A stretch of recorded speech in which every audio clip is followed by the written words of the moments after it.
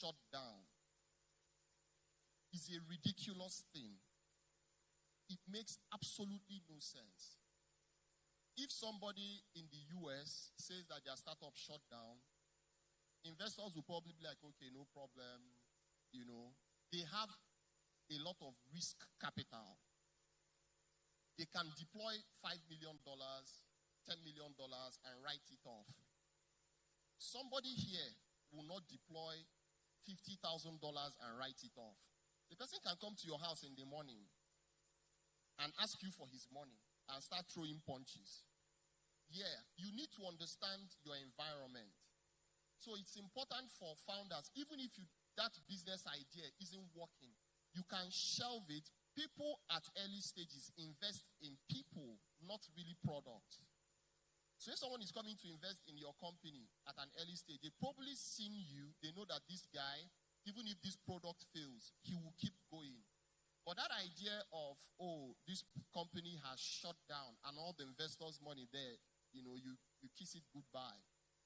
It does more damage to our ecosystem, right, than so many other things. Because most people will be like, the country itself is not in a very wonderful state. So if people are taking bets or making bets on you, you need to look at how you can protect that capital. I'm not trying to tell people to gamble, but there's this guy, I think he's, was it FedEx, that his company ran out of money and he took like $20,000, the remaining money, and went to Las Vegas to gamble. I don't know how many of you heard that story, right? I can't validate it. I wasn't with him, but let's assume that is what he did. What does it show you? It shows you that you can do whatever it takes for your business to survive. And we are already in a capitalist economy or system. So it means that you need to do what it takes for your business to survive. And it's very easy for people to sit down maybe in certain positions and judge others at very high positions. But one thing I can tell you is, if you don't really understand something, I think it's better to try and listen to what people in that position have been through. Because when you get there, you realize that you're not pretty much any different from a couple of others. But at the end of the day, please protect your capital. Don't overhire people.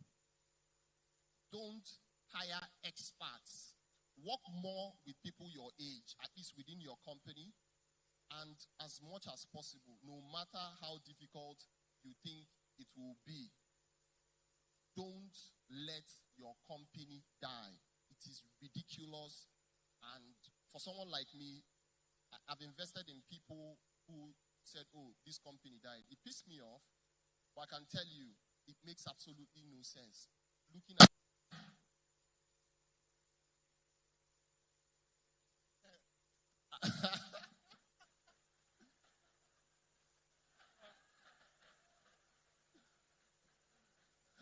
maybe I'm pissing some people off.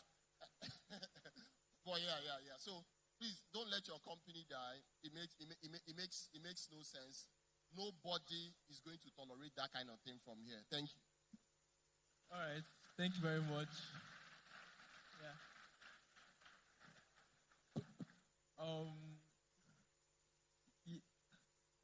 We are done. I don't know if one more question. All right. Please let's celebrate them once again for that insightful speech. Thank you so much, Ugochukwu Arono. He says, don't overhire people, especially if you are starting out. Work more with people your age. A word they say is enough for the wise. Please let's celebrate Ugochukwu Arono once again. Thank you so much. All right, to have the next fireside chat, which is titled Code is Cheap, but Engineering is Hard. Survival Lessons for the New Founder. This will be handled by Mary Chukwu Anosike, the head of sponsorships and partnerships at Enugu Tech Fest. Please put your hands together for Mary Chukwu Anosike.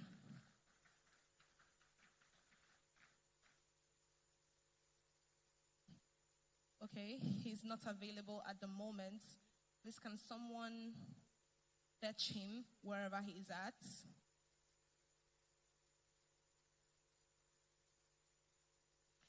All right.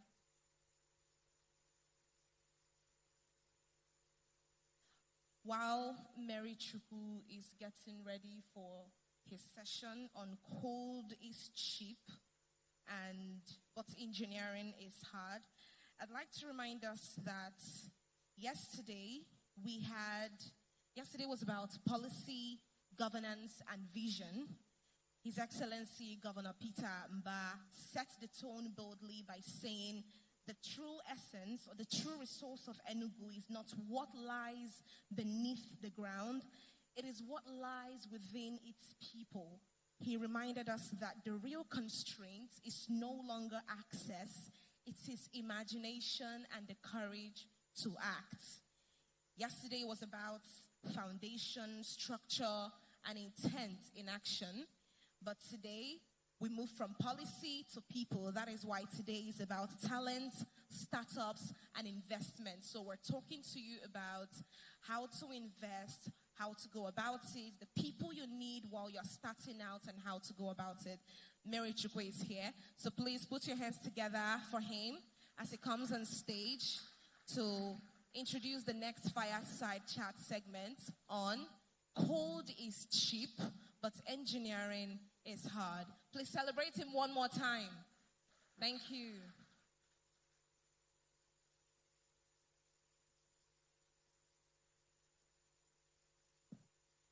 Hi, so sorry. Good morning, everybody. Good morning, everybody. How are we doing today? How are we feeling? Huh? Cold. Why? Okay, so I would like to welcome my guest speaker who will be joining me on stage in a moment. Give me a minute, please. Okay, I'd like to welcome James.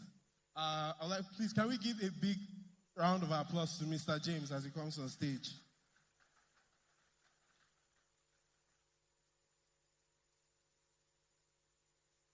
So we'll be taking today, right? Give me a minute, sorry.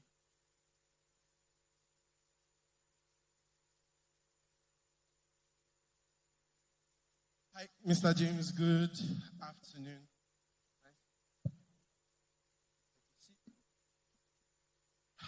So, like, this is code to core, right? And today's topic is code is cheap, but engineering is hard. Survival lessons for the new frontier. Who here is familiar with code? Any developers in the house? Can you guys say hi? Can you guys say hi? Drop some energy for James on stage. Say hi. All right. So let's go. So as code is cheap, right? What do you think is the most dangerous mindset for startups as they are writing large databases, consuming large data sets and whatnot? Yeah, I think it's mostly scalability, because some of the time when we start off, we're trying to move as fast as possible.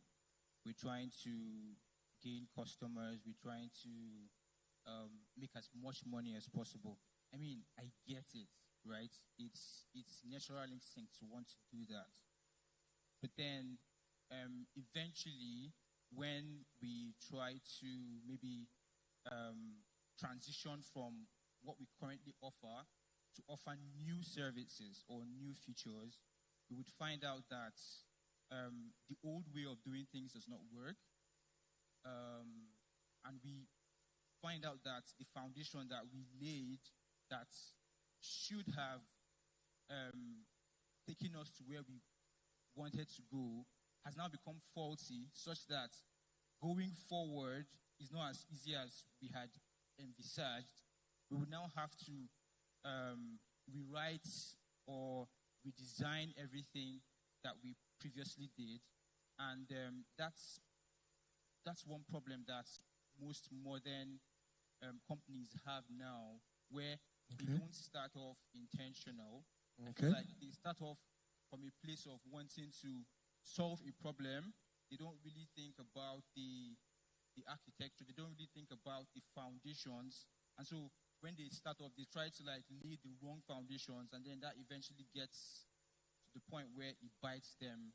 With my primary, secondary school, university, university was basically in Enugu. I started off my career in Lagos as a software engineer. That was basically when I was trying to like figure out PHP and JavaScript and all of that stuff. But then eventually got to work on a couple of systems. I had very good mentors, learned from them growing up, and then eventually found a couple of remote jobs. And then from remote jobs, I eventually got opportunity. No, that's this thing. So one thing I want everyone in the audience is to know that James is like you. James is like you, right? He's not someone from the stratosphere, but is someone that has what passed through the rigor, passed through the time, has actually put in the work, right? And to tell you that there are opportunities and there are a lot of awesome things that is possible. But again, like, you know, like the era of AI has come and the era of a lot of things have come. But like AI aside, the noise aside, what really separates a good coder from a good engineer or from a great engineer? What really separates the both? Are we just going to vibe Nigeria all on AI, or like what are we actually going to build? Are we going to build infrastructure, real tech, real applications that impact human lives? What do you think? Yeah, that's a good question. I think people that develop products that eventually scale, who are in this particular case termed the good engineers, are people who are, like I said, intentional from the very get-go. There are people who don't technically build for the happy path. So there's a happy path, there's like the normal path, and then there's a pessimistic path. So the happy path is where you have, say for example, a button. When the button is clicked, you'd expect the user to be able to like log in. But then real users are chaotic. Real users don't follow that happy path technically. Real users would click a button, and then while it's loading, click it again and click it again. Real users would see an input box that says first name and still go and put Chief Doctor Oluwafemi, whatever it is, right? They Yeah. don't particularly stick to those constraints that you've put, right? Okay. So I think good engineers are people who factor those things in. Good engineers are people who don't just develop for the happy path. They are people who consider that there's going to be a happy path, but then there's also going to be a pessimistic path, and are able to kind of reconcile those so that their products are able to satisfy both scenarios. Right? Okay. So that's one thing. Then if I was going to say another thing, it would be engineers who are also intentional about scale. I mean, I get it. We're building to be able to solve problems. We're building to be able to reach users. We're building to be able to make money and stuff. And so we might start off small eventually, right? So we have the database that is able to like accommodate 10 users, 20 users, and everything. But then the more users you have, the more your system starts collapsing. I think real engineers that are intentional, are people who are able to factor in scalability at the very foundational levels instead of as an afterthought, right? So, well, it works now. There's no need to be able to like boost that up. I mean, I'm not saying boost that up at the beginning. I'm just saying it is a way that you can factor it in. Know that at some point you're going to want to scale. You're going to want to include other features into your offering and then basically factor for that. So when you're developing, you're asking yourself, can I revert this thing in the next 6 to 12 months? Is this thing possible for me to be able to augment or change in the next 6 to 12 months? And if the answer is no, then you probably have a lot of work to do. But then if the answer is yes, then you're probably on the right path. Okay, I really love that. In the words of Ugochukwu Arono, who is a first principle builder, you say like there are steps. You don't just jump when you're building technology, right? You have to ensure that your technology has to be scalable, do a lot of planning, and again, what he's currently defining is design thinking, right? You have to design your system. You don't just get on your system, write code, and it just goes like that, right? You have to ensure that your code actually considers the end users, right? The end users, the end reactions, how all of these things interact. But let's do something for the AI boys. AI boys in the house, say hi. AI boys in the house, say hi. Okay, so like, you know that AI has changed a lot of ways we interact with code, build products. But like, how do you see that even with the change, these products people are building actually secure and sustainable? I think, so based off of my experience with AI, it's mostly being able to generate code or starter code for you to be able to like bootstrap your app, start it up, and then get to a point. I think that's good in terms of helping you like start off. It kind of saves you a lot of time when you're like bootstrapping your app, when you're trying to start up. But then it shouldn't be a substitute for like security and sustainability, right? I think these are things that you still have to factor in. So AI can be like that big brother that helps you start up. It can be that helper that kind of sees you through some very rudimentary things that you probably would have found more like a toil to be able to do. But then that's not where it stops. And the sad truth is that that's where most of the developers stop, right? Once AI says it's this, they basically just go along with it, and then that's it. But then AI should be a tool that we incorporate in our arsenal to help us or save us time or make us more efficient. But then it shouldn't take the place of like those rudimentary security practices in software engineering. I feel like if we're able to combine those, like the bootstrapping of the applications that AI helps us to do, and then still kind of go back to base with the security bits, with the data protection bits, with the sustainability bits, I believe that we'll be building something very scalable and that will be able to solve problems, or real life problems. Okay, so that's amazing. So if you're not just you're telling us that people shouldn't just go vibe code their whole project and put it out on the App Store, right? Because then they might be giving away their whole database as an API endpoint, right? So one thing, like, because we have talked about code, talked about a bit of startups, but like now, is a rat race out there. Whether you're using code to scale, whether you're not using code to scale, how do you think Nigerian startups can utilize AI, code, all these technologies to actually scale and compete at a global level? That's a good question. I think,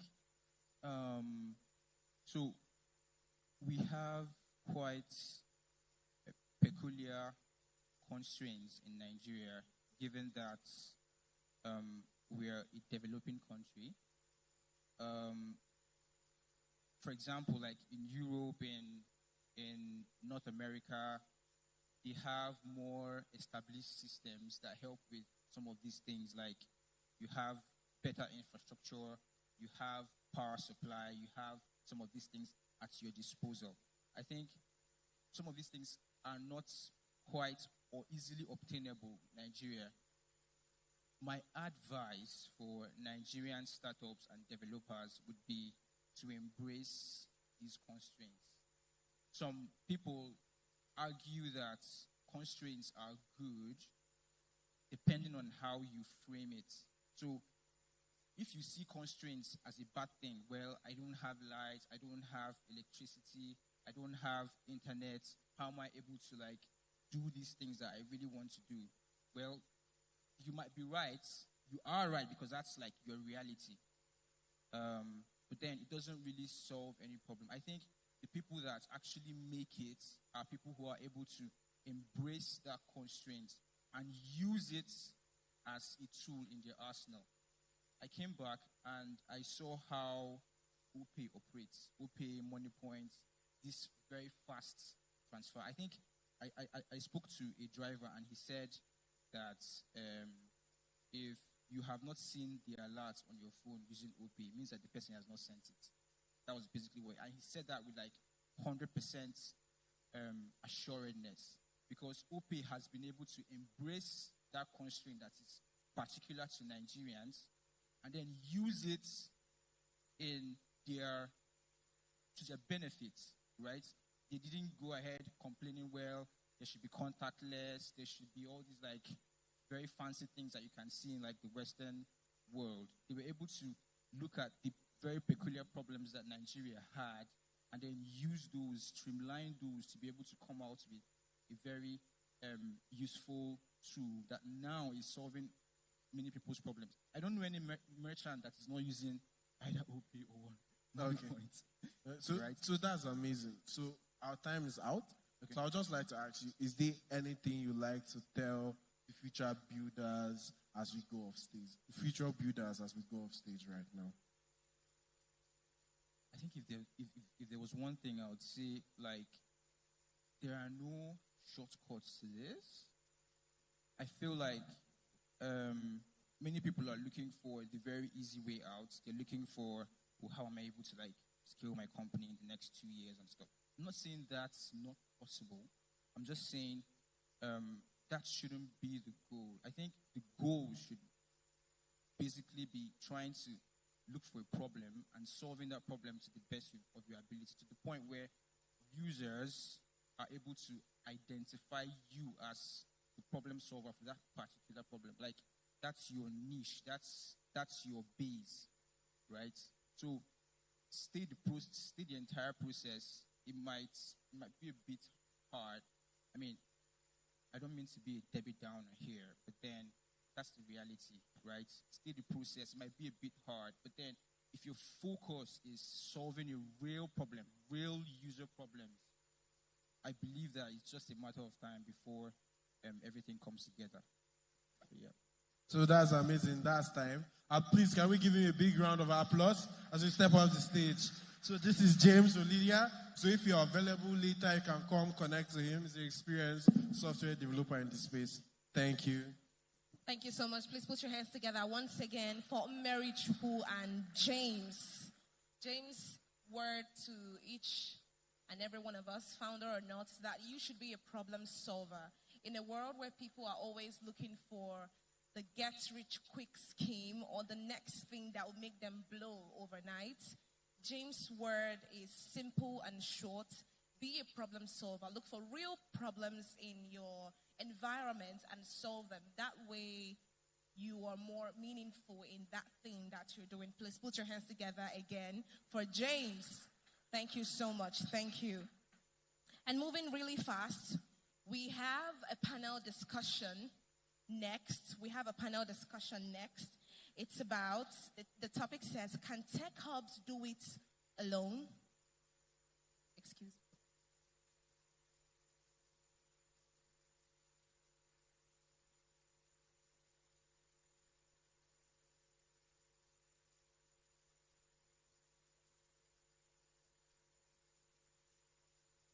All right, thank you. The next is a panel discussion, and the topic is, can tech hubs do it alone? Rethinking human capital development at national scale. This would be handled by Choma Yvonne Aninwe, who is a seasoned communication strategist with over 14 years of experience driving brand trust and stakeholder engagement across corporate, non-profit, and development sectors. As founder and chief strategy officer at Engage PR, she leads campaigns on national priorities from power reforms to digital inclusion and sustainable transport. Please let us welcome Chioma Yvonne Aninwe.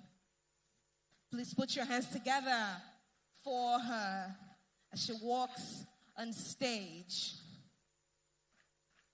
Keep clapping till she comes over and takes the microphone. Thank you. Thank you very much. Good morning, everyone, or good afternoon. Did I do something wrong? Good afternoon, everyone. Enugu, good afternoon. Once again, it's a pleasure to be here. Thank you for the opportunity. I'd like to just quickly ask a question.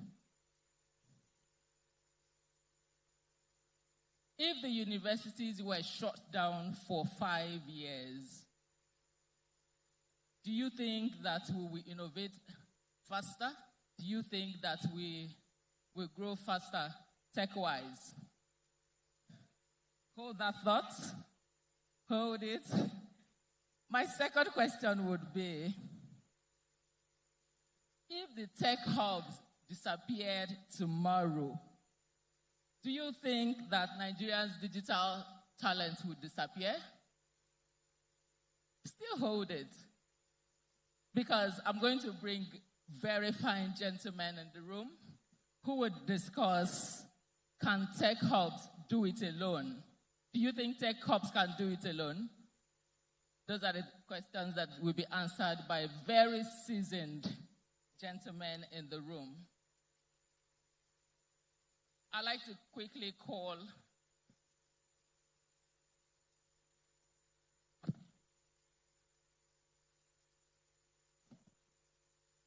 to have this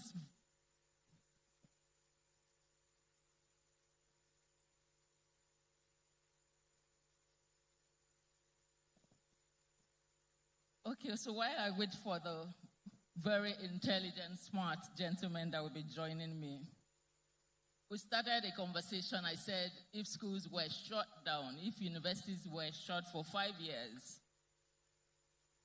do you think that do you think that we'll become more innovative in Nigeria? Did I hear someone say yes or no? Don't let the VCs hear you. I hope they're not in the room. And don't let the lecturers go home. All right. Joining me on stage to discuss, can tech do it alone? Distinguished guests, tech enthusiasts, please welcome Jerry Uke as he joins me. Director of Learning, Rise Vest Academy.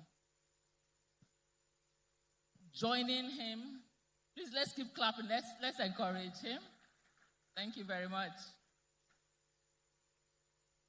Joining him is Iene Ibe, Director of Learning Programs at Genesis Tech Hub.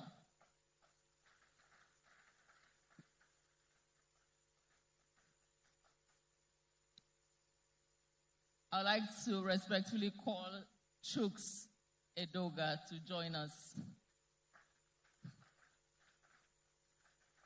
CEO Digital Dreams. Is Chuks here? I've been looking forward to meeting you, Chuks, since yesterday. And our very own Eliezer Aja. There is no one in this room who has not seen him since yesterday. Head of Job Creation, 3MTT. Eliezer Aja, please join us. Thank you very much. How about let's clap for them now, please. And when I started, I said, very fine, seasoned gentlemen. And for once, I'm glad that I'm blessed among gentlemen. Please, if we have women in the room, let's clap for ourselves. All right. Thank you, gentlemen. I would normally not like to introduce anybody because I think that nobody would introduce you better than yourself. So let's give it a go in 30 seconds. Who are you, Jerry? My name is Jerry. I do product and programs. I run learning programs for young people who want to build careers in tech. I am also a very good chess player. I can probably beat anybody in this room in a chess game. Bragging rights. Please wait for him outside and test it out. All right, tell us who you are. Hello, everyone. My name is Iene Ikpe, popularly known as Tapi. I run the learning programs at Genesis Tech Hub. I'm into human capacity development. I'm also the project lead at Studio X. Fun fact about me, as you can see, I'm left-handed. Thank you. Interesting. Chooks, you're next. Good day, everyone. My name is Edoga Albert Chukwode. I'm the CEO of Digital Dreams, founder Link School, founder Flixus Entertainment, right? I run software development, training, IT consultancy, and the fun thing about me is that I am an apprentice magician. Thank you. Thank you. Eliezer, please tell us. Thank you very much. Good morning. My name is Eliezer Aja. I lead job creation at 3MTT. One interesting thing about me is that I've beat him in chess. I'm the only person I've beaten. It happened once. So I would like to ask the organizers of this program to please set the ring for both of them after this session. Wouldn't you like to find out? That's it. It's fine. Nobody should run, Sha. All right. Thank you for joining us. Very quickly, we are over 200 million in Nigeria, and statistics say that 35 to 45% will have to be tech savvy by 2030. Sometimes it's quite scary given that some say at this point we're at 7%. So I'd like to start with Chooks, a private sector person. Please tell us, because you see a room full of, part of that 200 million that are seated here. What is the skill gap that you have noticed because you've been in this sector? What would you say, the work that you have been doing with Dreams, what would you say is the skill gap that they need to cover this one? I think the very first skill gap is literacy. As funny as it is, if you have tried employing or even getting people to do things or even to train them, you notice that there is still a literacy gap. People still find it difficult to express themselves, to be confident, to say what they need to do. Even the confidence to read and understand is still a gap. The second gap, if you notice, is most tech skills require some level of critical thinking. And the course that develops critical thinking is mathematics. If you understand, if you look at so many persons, people even in school, they will say they are afraid of mathematics. If you are going to go into tech, you require critical thinking. To develop critical thinking, your mathematical foundation needs to be solid, right? Then if you look at those two things, the third skill gap is the gap between theory and practical. One of the things people don't understand that is in tech, you have to it takes time to build skills. There is this illusion that once you enter tech and learn a skill, you start earning 1 million naira, 2 million naira. It doesn't happen that way. And when people don't get that in the first 2 months, they sometimes lose hope. They don't move ahead to practice.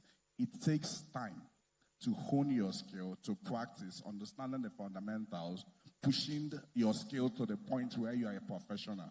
So these are the three fundamental gaps that I have already noticed within the industry. Thank you. Brilliant, brilliantly put together. Thank you very much. And that would naturally lead me to ENA Genesis. You boast or have a reputation of producing talent-ready people who are just ready to face the market. So what are the relevant employability traits that you prepare people for when they want to go into the market? Just share some models with us to match the gap he has just talked about. Okay. I think the major problem, lots of people have, and they fail to realize, is that it's not just about having that skill, right? Having the skill is enough, but for you to be employable, you need to have more than that. So you ask yourself several questions. You ask yourself, are you able to collaborate? Are you able to collaborate internally? Are you able to collaborate externally, right? And the way some of our programs are structured, we encourage that. We're very, very intentional about collaboration. As a product designer, you have that skill, good and fine. As a front-end developer, you have that skill, perfect. But do you know how to relate with people that do other skills? As a product designer, can you relate with the devs? When you design on Figma and you're done, handing off to your devs, and then your devs build the product, and they hand off to the QA engineer who checks the product for bugs. And of course, everything is being run by your product manager, making sure everything goes from stage to stage and the likes. And of course, you have other facets too. How able are you, to execute that perfectly? Because the truth of the matter is that nowadays, when recruiters are looking for talent, when they want to employ talent, they are not asking themselves, how good are you at this skill? I mean, that's good enough. That puts you on that interview stage. That puts you on the stage where they have to talk to you. But do you know how to collaborate? Do you know how to work together to build products? So I feel the most employable skill you need to have is the power of collaboration, how to relate with other people, how to come together to, give birth to something amazing. We can use this ETF for an example. It wasn't done alone by one person. It wasn't done by one organization. It wasn't just done by the government. There was a combination of the government, the private sector, to come up with these amazing events, which we are all here to enjoy. So think about, how am I able to collaborate to bring out something meaningful? Thank you. Thank you very much. Out of curiosity, do you have some people that you have trained in the room? Can you give a big shout out to them? I would say almost 70% of people here probably, have heard of Genesis Tech Hub or know about Genesis Tech Hub. So I know most people have or heard of it or are part of our programs or have been part of our programs. And fun fact, amongst 4 of us in this panel, 3 of us passed through those programs. So you can say it shows how much we'll be able to impact people. So yeah, thank you. Brilliant. He said 70%. Are you here? Are some of you here? Please show your hands. Make some noise for Genesis. Brilliant. Okay, so let's Jerry, let's talk about RiseVest. You are structured and have beyond short courses. How can you see yourself collaborating with tech hubs to have or even have longer span trainings for people? Yeah. So I think at the RiseVest Academy, which I lead at the moment, we are very intentional about that. We run a 1-year-long program where you come in, you pick up one of the skills, either software development, design, or the rest. The reason why it's 1 year is because we know that when it comes to this tech thing, when it comes to the skills itself, you need to have enough time to not just learn, but also build. So it's a full picture, right? The tech industry and the tech ecosystem, which is why we're here today, is what it is because it is one of the only sectors in Nigeria that is able to give young people the opportunities to build careers just based on what they can do, what they can learn and do by themselves. So for tech hubs, it's a full picture of, while you're thinking of training, while you're thinking of the things that, young people can come and learn in your programs, at the same time, you're speaking to partners, you're speaking to organizations that are building, you're speaking to startups.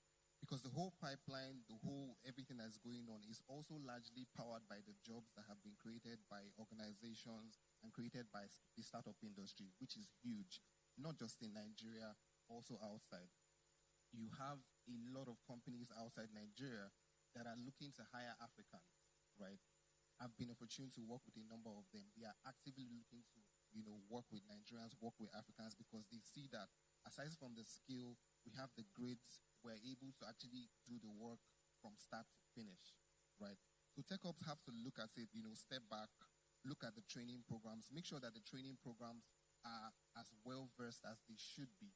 And I must say that we've made a lot of progress here. You have the Genesis Tech Hubs, you have the RiseVerse Academies, there are a lot of others. You even have Digital Dreams as well, who has done a lot of work to make sure that their own program is proper. But on the other side, you also have to engage employers, engage the government, engage people that can create the jobs that will validate those skills. Because at the end of the day, young people here just want to learn so that they can build something meaningful for themselves, work, and then just build a comfortable life for themselves and their families. And this is happening. Yeah. I'm coming back to you shortly. Let's go to Eliezer. You're the big elephant in the room. You're the big elephant amongst us because it's a national program, 3 million technical talents. What are the lessons so far? You've been in this space. What are the lessons? What needs to be strengthened? And what have you discovered with job creation in this space?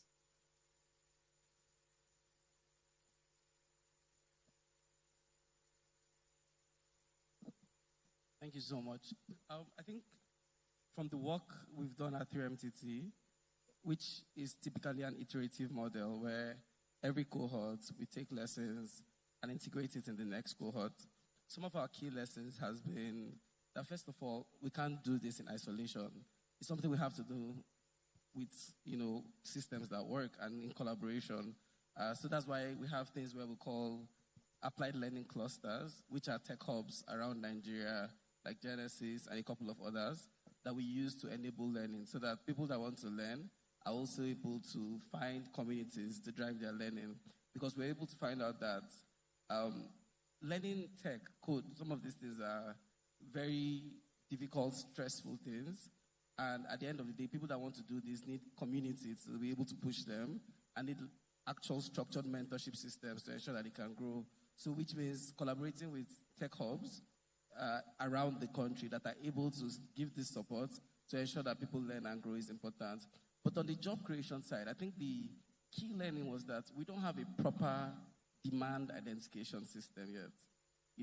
We're still trying to do courses because, this is the course that they hire the most for. So people go and learn front-end development, back-end development, while there are more in-demand skills like AI automation and stuff like that. And the failure in that system is because we're not able to see what the market is asking for before we now train people to now get these jobs. So we're not solving for jobs of the future, but just solving, as is. So the missing piece is a proper demand identification system. And not just an identification system, but an intelligence system where we're able to say, in Enugu, 20,000 businesses are able to hire somebody that can do data analysis for them, for instance. It means there's a market demand for them. It's simple economics. So we can now train data analysts, and we know that there's a high propensity for them to get jobs. Now, think of this across board, where if you want to open a training center, you're able to use this intelligence system to say, these are the courses we want to train, and we can assure people they are going to get jobs and tie this to outcomes. So for me, that's the key learning and key lessons where for a national system to work at scale, we need to build a demand identification system. Thank you very much. One of the key words I heard you use, collaboration. By the way, collaboration after data is the new gold. You can't do it alone. So that takes me to Chooks. Let's talk about the partnerships now. He just mentioned collaboration. The partnerships between tech hubs, government.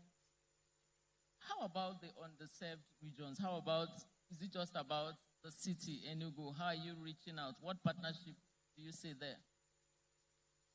I think partnership is quite important. And on the national scale, 2MTT is doing a good job trying to do that.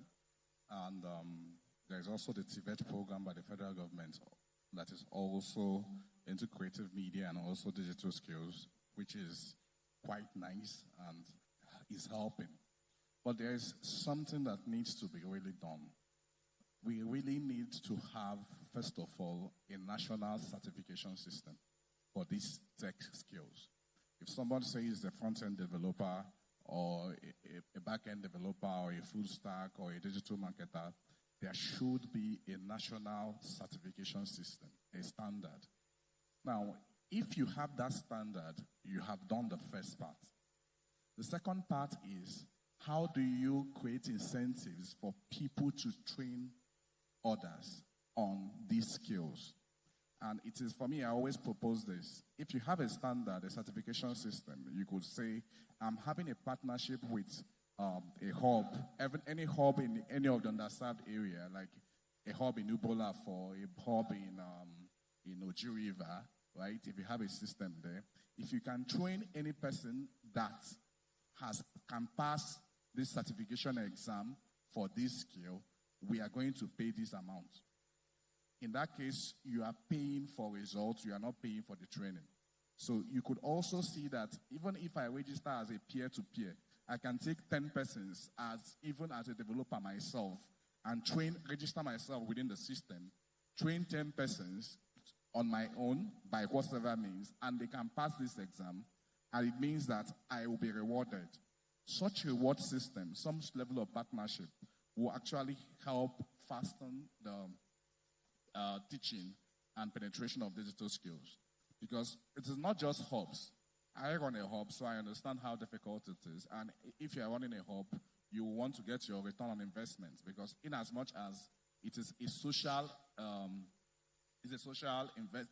enterprise, you also don't want to actually run your pocket dry running it.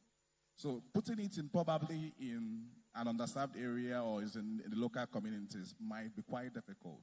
But if you have such system where there's a certification and there is an incentive for people to train, and they will be rewarded if any of those persons, if their trainees are certified, it becomes something that can penetrate these underserved areas and improve the digital skill framework of the country.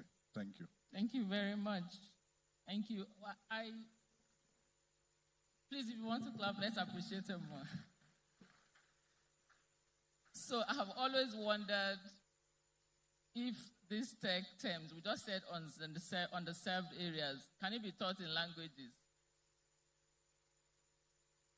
You said we're taking it back to the communities. Can tech, and is a train-the-trainer thing, can languages be used to teach people so that there's that everybody's, I'm just asking general, I'm asking you, what do you think? Partnership means you can't leave me out if I don't speak English. Remember? If you have to, if you take it to underserved, that means you can teach it in Igbo now. Yes, it's easy to tell the basic concepts. Coding, for instance, work with syntax. And the syntax, though, has to be in English. Sometimes we don't have an Igbo syntax yet. So maybe all the coders in the house, we should have an Igbo syntax, for instance, for writing codes. Because in Chinese, they do have that. Yes. But yes. It can be taught in Igbo, it can be taught in Yoruba, it can be taught in Efik. So, thank you. So we can always use our local languages. Even the examples can be used, that you are using, can be indigenized, and it's quite important we do that. Thank you, because I believe that it's easier for you to learn something when they use something within your environment. The Enugu coders, this is for you. Let's grow our own. Let's use language-based and see how far we can go for the underserved. It takes me back to and training. March 8th is International Day for the Women. Very soon we start seeing that we're not represented. The number is 20%, 30%. let's talk about inclusion. While you train, how are you covering this gap for even non-STEM users? What are you intentional about bringing women? We have talked about rural people, employable youth. What's your inclusion policy like? Okay, I think the first key thing is intentionality, right? Inclusion does not happen by accident. If you're neutral, you're already excluding people. There's this famous image I used to see about equality and equity, where there are three people looking over the fence. One is tall, one is medium, one is short. And of course, the short guy can't see over the fence. The medium guy can't see over the fence, but the tall guy can. And there are 3 blocks that can help them. So they share the blocks, each of them, one by one. It doesn't affect the tall guy because he could already see. It doesn't help the short guy because even with the block, he still can see. But of course, the middle guy can now see. So that's equality. But it doesn't really solve the problem. But when you talk about equity, you give the short guy 2 blocks so the short guy can see. You give the medium guy 1 block so he can see. And the tall guy doesn't need a block because he can still see what is happening over the fence. So we need to be intentional about including women into what we do in the tech ecosystem. And we do that a lot. We collaborate with, in some of our programs, we do scholarships, and we make sure that some of these scholarships are, for women only. That's the intentionality there. We work with women-led organizations like Tabi Academy, we have Tech Girl Magic, we have Design Chicks, and we have Nexus Scale, which is a woman-led foundation. So we work with all these people to make sure that we are intentional about including women in what we do, in training them in these tech skills. And it goes beyond just the training. So what happens after? Women are well represented in our organization. In our program, Genesis Learnable, some of our key part leads are women. Some of our key mentors, some of our key facilitators are women. Some of our key staff in Genesis. Interesting. So we make sure that we are very, very intentional about that because at the end of the day, it's for everyone. Tech is for everyone. I mean, if you sit back, there will be an imbalance.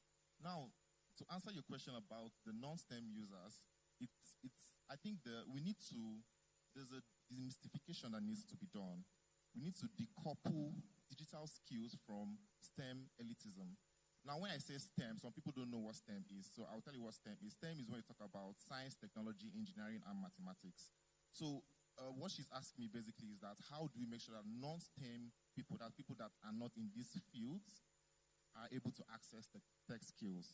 So we have so many tech skills that are not related to STEM people. We have digital marketers, we have product managers, we have product designers, we have QA engineers, and these people must not come from STEM fields. And guess what? These skills are very, very important because without them, without digital marketers, how will we be able to market our products? And one of the things we also do in Learnable is what we call the Learnable Business Sessions, where we teach people how to run businesses. And for you to run a business, you must not be a mathematics student or a science student or an engineering student. Someone can come from law, someone can come from Bizard, and run a business, pitch yourself to investors, get funding, and you'll be able to impact more people that way. So these are the ways we ensure that tech is for all, for everybody, and there's no negativity in who can do tech and who cannot do tech. Thank you. Thank you very much. So if you have been worried that you're not tech savvy, this is it. And I want to believe that they can meet you after now to have that discussion further. Thank you very much. So Jerry, the earlier speaker, we talked about money. No matter how we code, no matter what we do, there's that thing of financial literacy and digital literacy. So what are people that want to make money in this space? I need you to speak to it for people who want to entrepreneurially do this. Okay, so what I'll say here is, of course, while it's important, we're here for the tech ecosystem, we're here for the skills, we're here for the business. While it's important to pick up all those skills, and there's a famous book by Malcolm Gladwell, Outliers, that says you need about 10,000 hours to become an expert in any of these skills, for example. it's also important to understand that in the real world, it is valuation, numbers, and the money that still makes things move around. A lot of startups today, a lot of business, a lot of small businesses, for example, close up because of lack of funding or because of funds mismanagement or not being able to run operations. So what I encourage young people like myself as well to do is that while you're spending time trying to make a way for yourself, trying to build that skill, trying to learn front end or design or product management or whatever it is, it's important to keep your interests open. It's important to make sure that there are other things that you are about, right? So there's this whole notion that to be a techie, you have to be very nerdy or you have to be very, book focused or always on your screen or on your laptop, always studying. But to be honest, you find out that you would learn a lot of things when you try to start like focusing on other concepts, like finance that you had mentioned. Yep. Today, for example, Nigeria's stock market has experienced a lot of growth over the years, and it is happening. You see the conversations on social media, on Twitter, and the rest, right? It's important that you get to be part of that conversation. Do not just be about one thing, one, tech skill or, whatever it is that you do. It's important that you try other things, right? Get into financial literacy. Get to know, for example, how to produce a song or, how to become a DJ. I have a friend, for example, who is a filmmaker, but he started learning how to become a DJ and also started earning from it. So all in all, it's important to just keep your mind open, learn as much as you can, and absorb stuff, absorb concepts, be about multiple things at the same time, and you find out that you learn so much that will make you a much more effective person, and even someone that's even more hireable. Because a lot of times in today's world, hiring managers want to hear about your experiences. What else have you tried apart from the tech, apart from the code that you know how to do, right? Do you know how to manage money? Do you know how to sing? What are your skills? Do you get? So my advice is just go out there. It's a very short life that we live. You need to get as much as possible and feed your interest while also building your skills at the same time. And that will make you a much better person at the end of the day. Yeah, I'm coming to you now. Is sustainability, because to make money, you need to sustain this thing that we're talking about, literacy, digital literacy. And you're there, your government, with the 3 M's. Yes. I'm coming to, do you want to say a disclaimer? You want to give a disclaimer? No, I'm with you. You're with me, right? You're national. So how do we close that gap, that collaboration gap of this is private, this is government, so that in the end, all we're talking about is sustainability, making sure that the youths are employable and is sustained. So, I don't think there's a gap between government and private sector in terms of like collaboration, right? For instance, with 3MTT, it's not ostensibly a government program. This is also funded by private sector as well. IHS, Airtel, MTN, Google are all funders of the 2MTT program. We have done collaboration historically because it said that this incentivization should be tied to outcomes so that you're not just paying for things. And it's not just with government, with DFIs, all these foundations that want to fund things. The collaboration has to move from collaboration for collaboration's sake to collaboration tied to outcomes that are mutually beneficial. Because for collaboration to happen and to work, somebody has to benefit, the other person has to benefit for the greater good. So in scenarios where these collaborations are not tied to clear outcomes, then everything flounders. So as government, the role of government is to enable, not necessarily to implement, to ensure that there's a fair enough playing field for people to do stuff, and enablement is what we try to do. For instance, Old School powers the front-end development training. Product Dive powers the product management training. We have ALCs like LV integrated services, etc., etc., that do the actual training as well. So that is the role government plays to ensure that people are able to do this. But then I think there's a default when everybody thinks that there's so much money in government and that the mere fact of doing these collaborations means you have to pay for these things to happen. If there's no commercialization potential in it, it's not viable at the end of the day. So my thinking is that there's a bit of a give and take to things where clear outcomes, whatever is coming in from a financial side is tied to these outcomes. If you're training people, what is the goal? The goal is not for capacity development. The goal is for jobs. So you've learned this skill. How do you monetize this skill? And how are you able to increase the economic reality of yourself and your family? So if they're able to tie these things to outcomes where we say, if you do this training and 10 people get jobs, you get $1 million, then it's going to make more sense and we're able to now do things at scale. Thank you very much. There was something you said, but I'm going to leave your fellow panelists to argue that with you.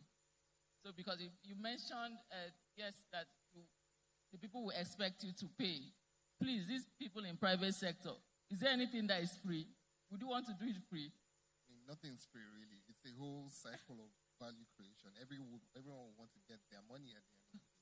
So government, pay me my money. The private sector, they need their money, please. All right, so I would just want to ask all of you on this panel, if you were in a position of authority, this is 30 seconds question, and really you are at liberty to not disagree. What is that one existing digital platform or development skill that you would shut down? Or what is that one thing that you would do that you think will expedite digital literacy in Nigeria right now? What are we doing that is not working that you think let's shut it down? Okay, let me just go quickly.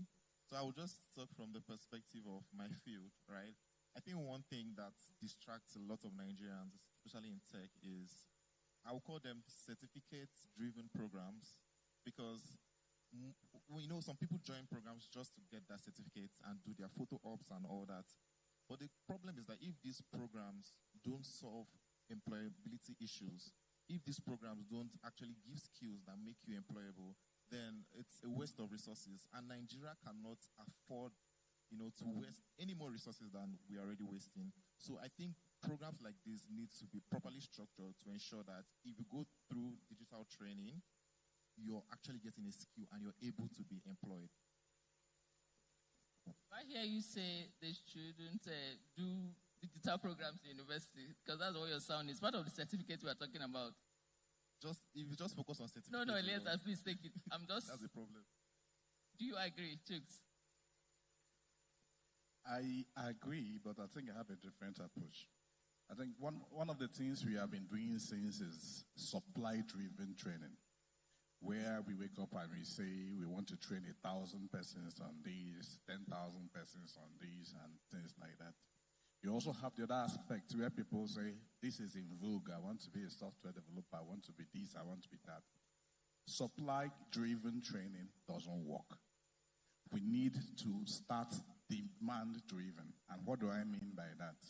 We need to be able to go to the industry and ask, how many persons do you need? Do you need 10 software developers? Do you need 5 graphic artists?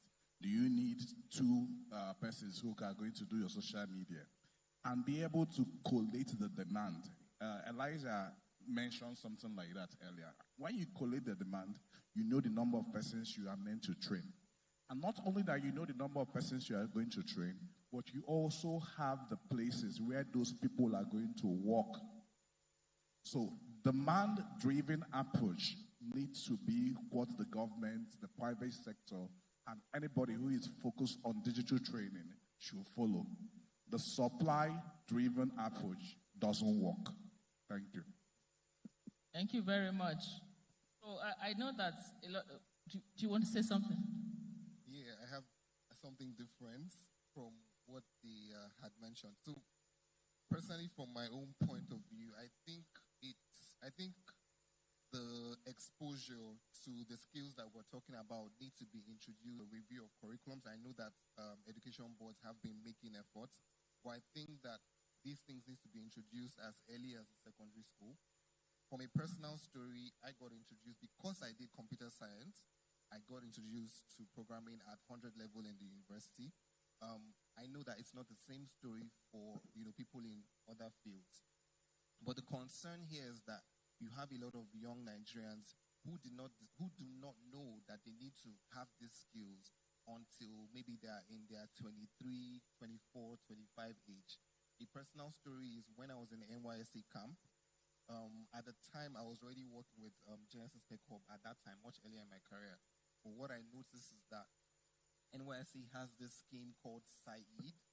It's a skill program where people can learn barbing, vocational skills like shoemaking and the rest of that.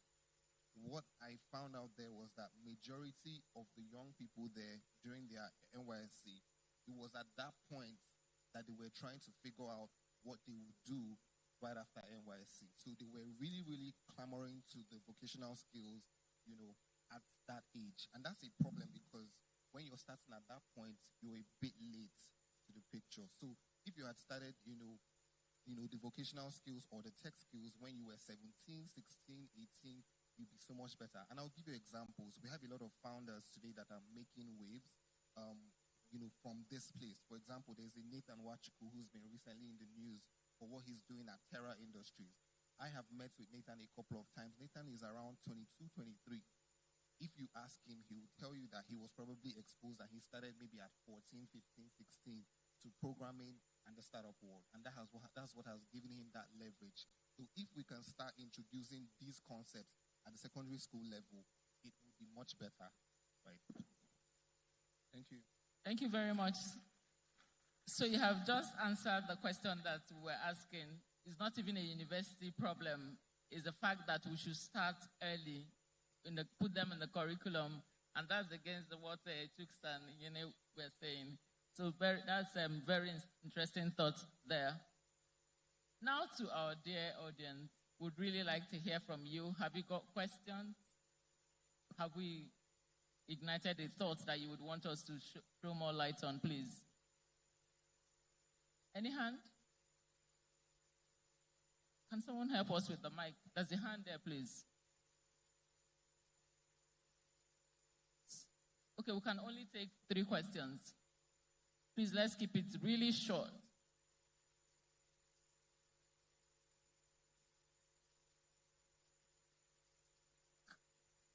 Can a mic get to him?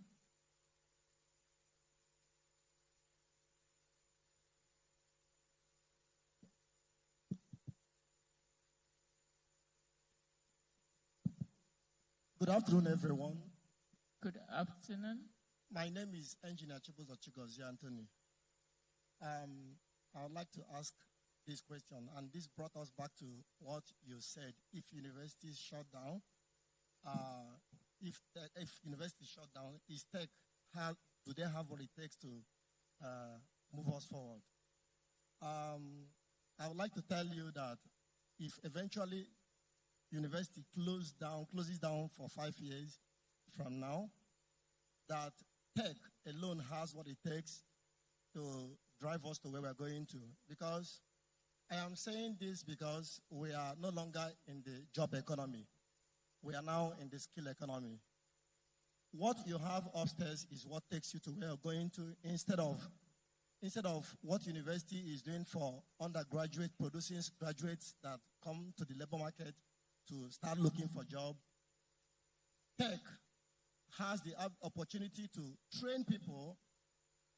For example, I could remember what happened when I wanted to raise capital. Keep it short and simple so that we can make room for others, please. For example, people can learn how to run Google Ads.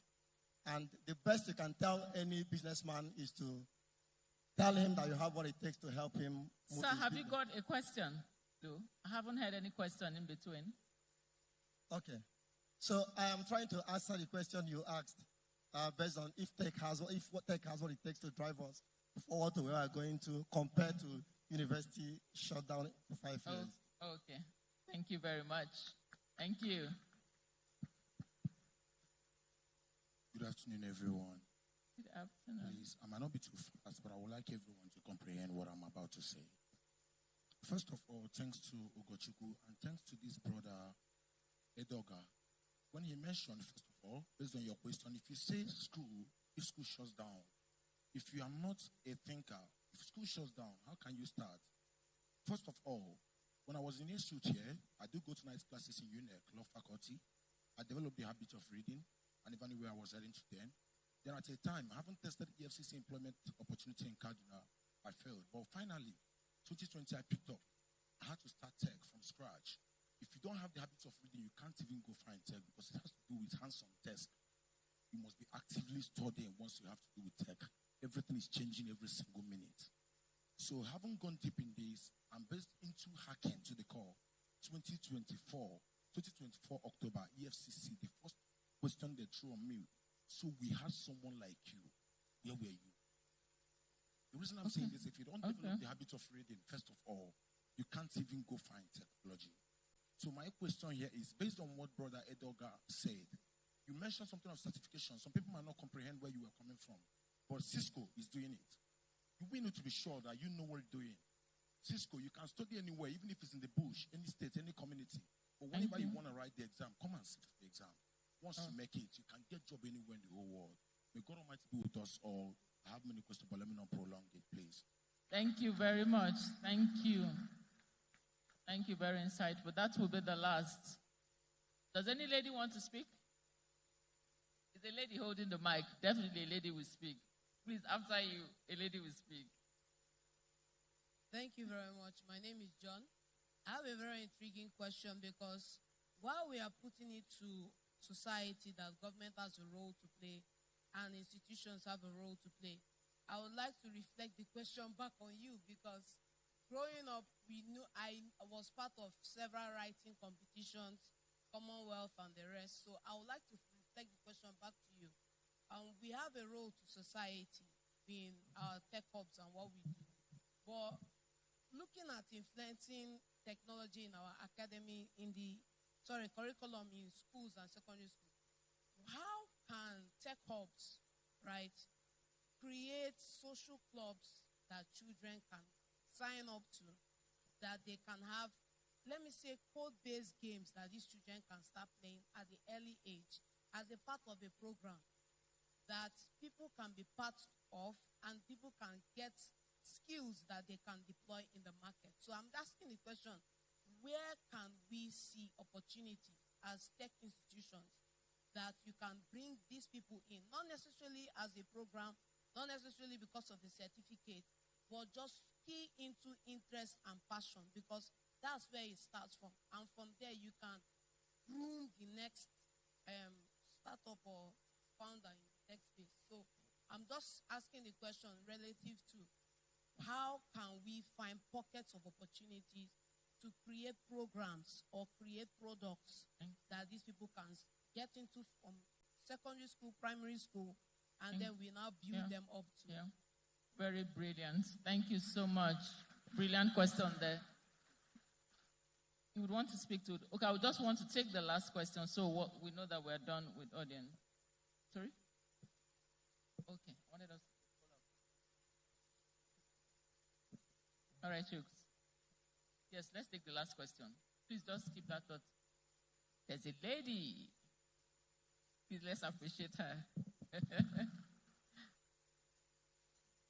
Good afternoon, everybody. What's happening? I have a lady in front. Who is speaking? Good afternoon, everybody. Okay, thank you very much. So, thank you very much. I love this session so much. So, you said something about certificates, and I'm wondering that certificates they give to students these days for participation is not mainly just because they are very perfect in it that they can go into the field of tech. I think it's a strategy that most people use to draw in people to actually come in during their during any seminar concerning tech. So mostly they give certificates of participation. So my question is there any other means that they can use to make people have interest in tech without just using certificates as an encouragement for them to come in? Thank you very much. Thank you. Please, you would forgive me when your gender has the mic. We'll take another lady. This is the last question, please. Please. Good afternoon, everyone. I've been meaning to ask this question, and I think I found the right people to ask it. And the question is, as someone that have achieved a lot in life, and for me, being someone that wants to build something, I've heard a lot that you don't need money to start up something or funding. So I'm trying to ask, how did you guys do it? Like, was it just hard work and prayer, or just prayer?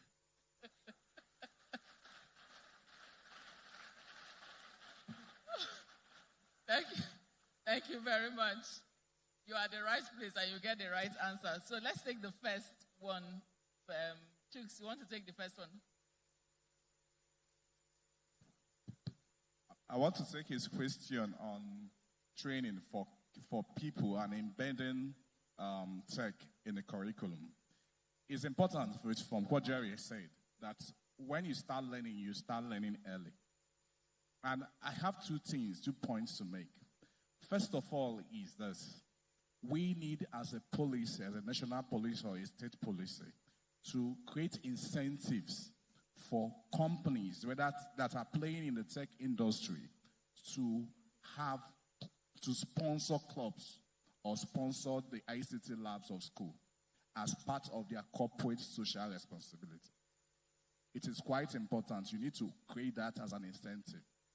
That incentive makes sure that if you are playing in tech, you can adopt a school, create their labs, also sponsors people to teach them.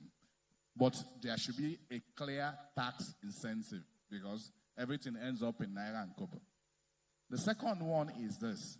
Training has to be quite early enough. And I will say what we have been doing at Digital Dreams ICT Academy. We have, from the last year, been creating what we call the Kids Coding Club because he has been talking about training for social clubs for kids. It's an online training program. Right now, we did one in April. We did 3 last year. This year, we have done the first one, which was in AI storytelling. It started in January and it ended. In February, I've started the next one, which was on AI game development using Minecraft. And this introduces kids to coding, critical thinking, design. And the truth is that it is free and it's online. We are having the next program, which is the Easter Kids Coding Bootcamp, which is also free and online. And any of the kids here can join. Okay. You can always follow us at our social media and you enjoy that. It's free. So you could always start learning quite early. What age range are you talking about? We are talking about from 6 to 15. It's free. Brilliant. Thank you very much. So who is answering? Our time is almost up. Who is answering? So I can just quickly answer her question. All right, please. Yeah, I think the certification conversation, you need to move away from certifications. They tell you if you do a training, you get a US-based certification. If you ask people that hire, nobody asks for your certification. Nobody asks how many certificates do you have, where did you get the certificate from. What everybody's looking for is the skill set that you garnered. They give you a technical quiz, they interview you, and if you're able to do that, you're able to do that. So if you're going for a training program, check the outcomes. Are they promising you jobs at the end of the day? Are they telling you that you're going to build your portfolio during the learning? So you're going to have some sort of diary. Everything you learn, you're building it there. But if it's just because you're going to get a foreign certificate or a certificate, it doesn't cut again. So the incentivization for your learning should be, what will you use this to do? No employer is going to ask you for a certificate. They're only going to ask you for your skills. So always just check what skill set they're going to do, and that's that. Thank you. Just, I think we should answer. Did you guys do fasting and pray? How did you make it? Yeah. Okay, we'll take that. Okay, please quickly, because our time is up. Okay, so the fasting and praying, actually, yes. I mean, the question you asked, right, is key. And why I say fasting and praying is key. I also tie it to my real answer. I think what is key in tech is your network, the network you build, right? You see lots of companies and you wonder, how did they start up? Where did they from and how they do it? The answer is by your left-hand side and by your right-hand side. It's the people you relate with every day, the people you learn with, the people you work with, and that is why I'm always very key on networking. I always tell people when you go for tech events, network properly. When you join communities, when you join programs, make sure that you form a bond with the people in the program because that bond is going to take you a lifetime. There are friends I met in the program, the internship program I joined, Learnable 20.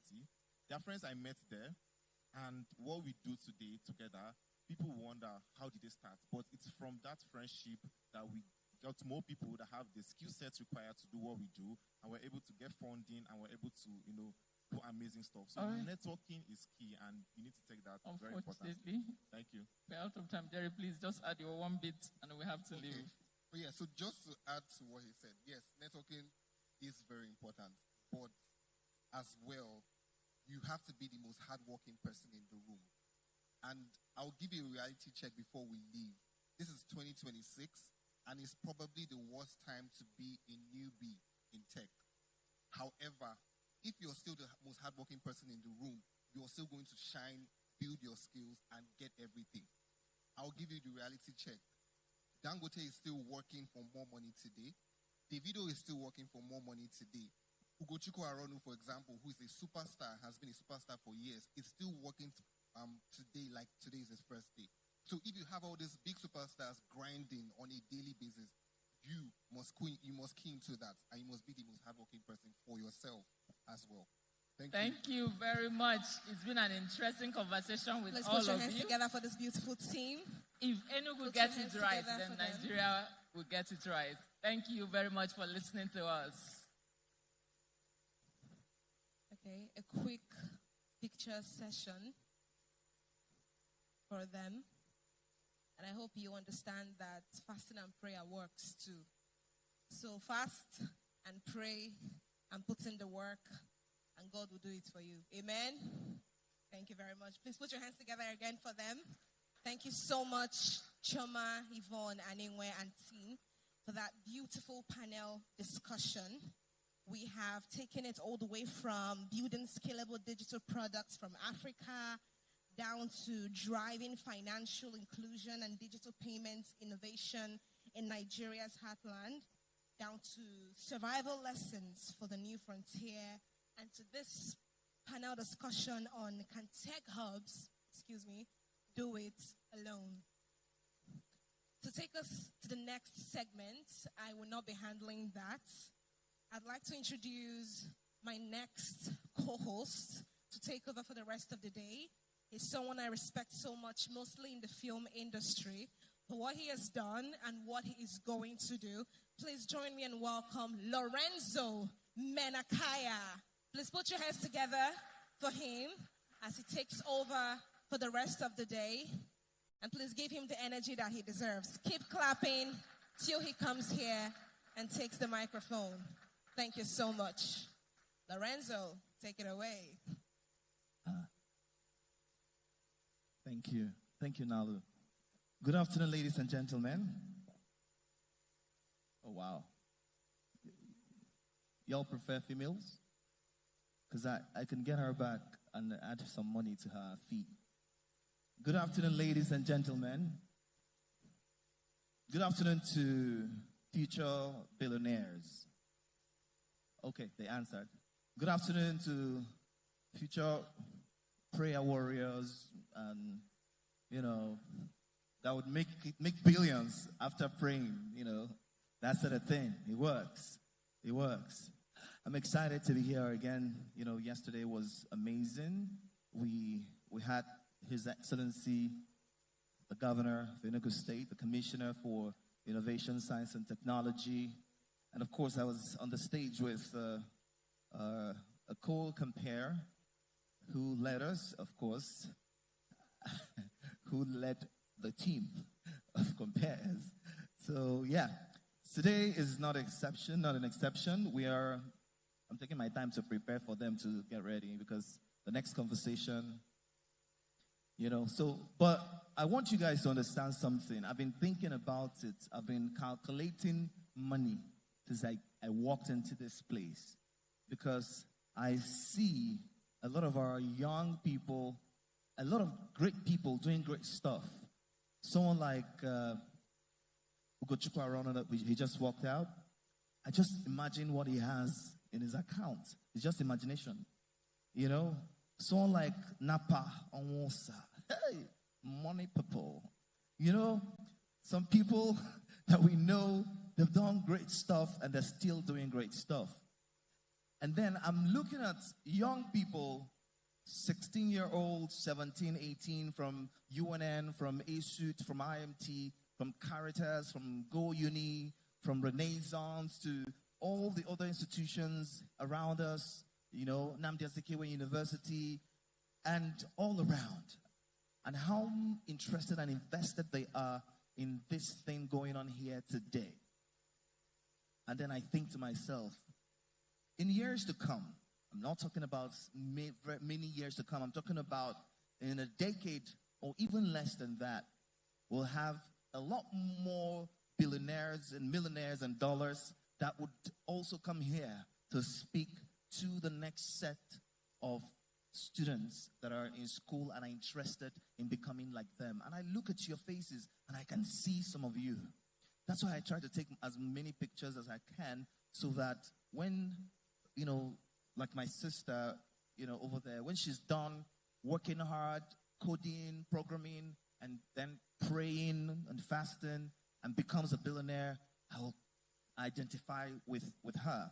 It makes a whole lot of sense and a lot of difference to what we are doing.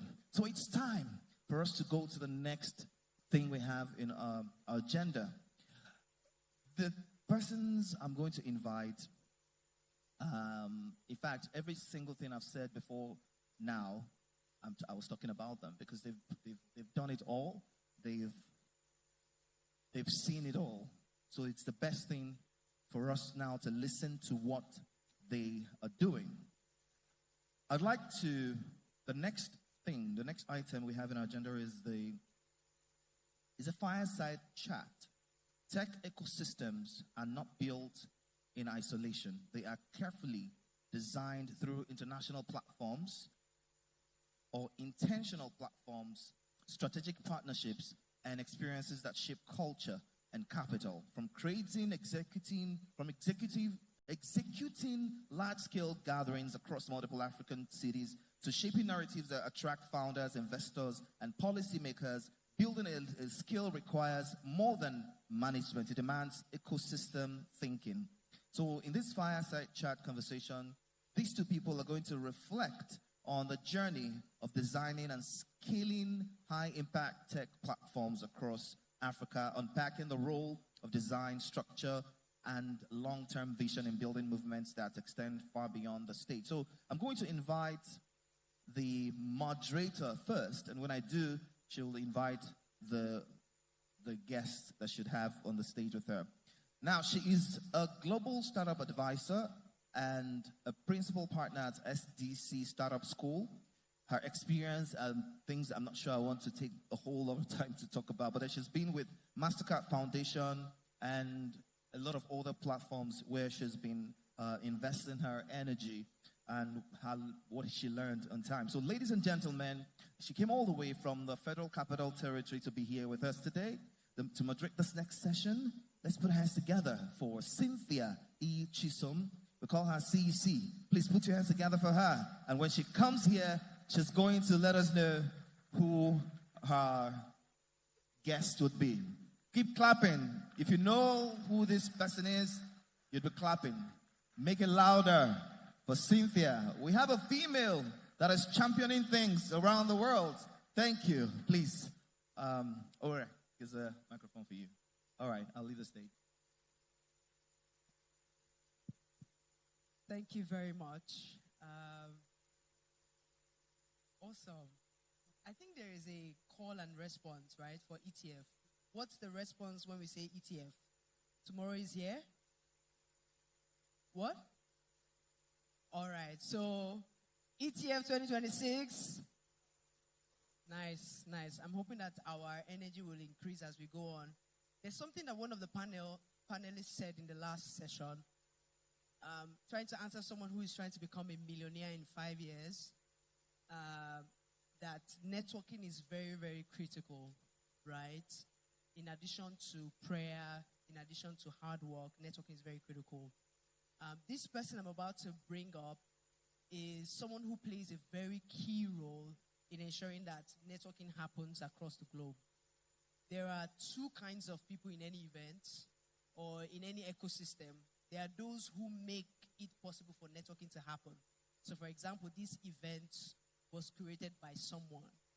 And then the other set of people are those who leverage those gatherings, right, to create something incredible for their city and for their continent. And coming to this stage with me to have a conversation about it is no other person than Clinton Nemeka. Please put your hands together for him. Don't come yet. Just stand. Please stand.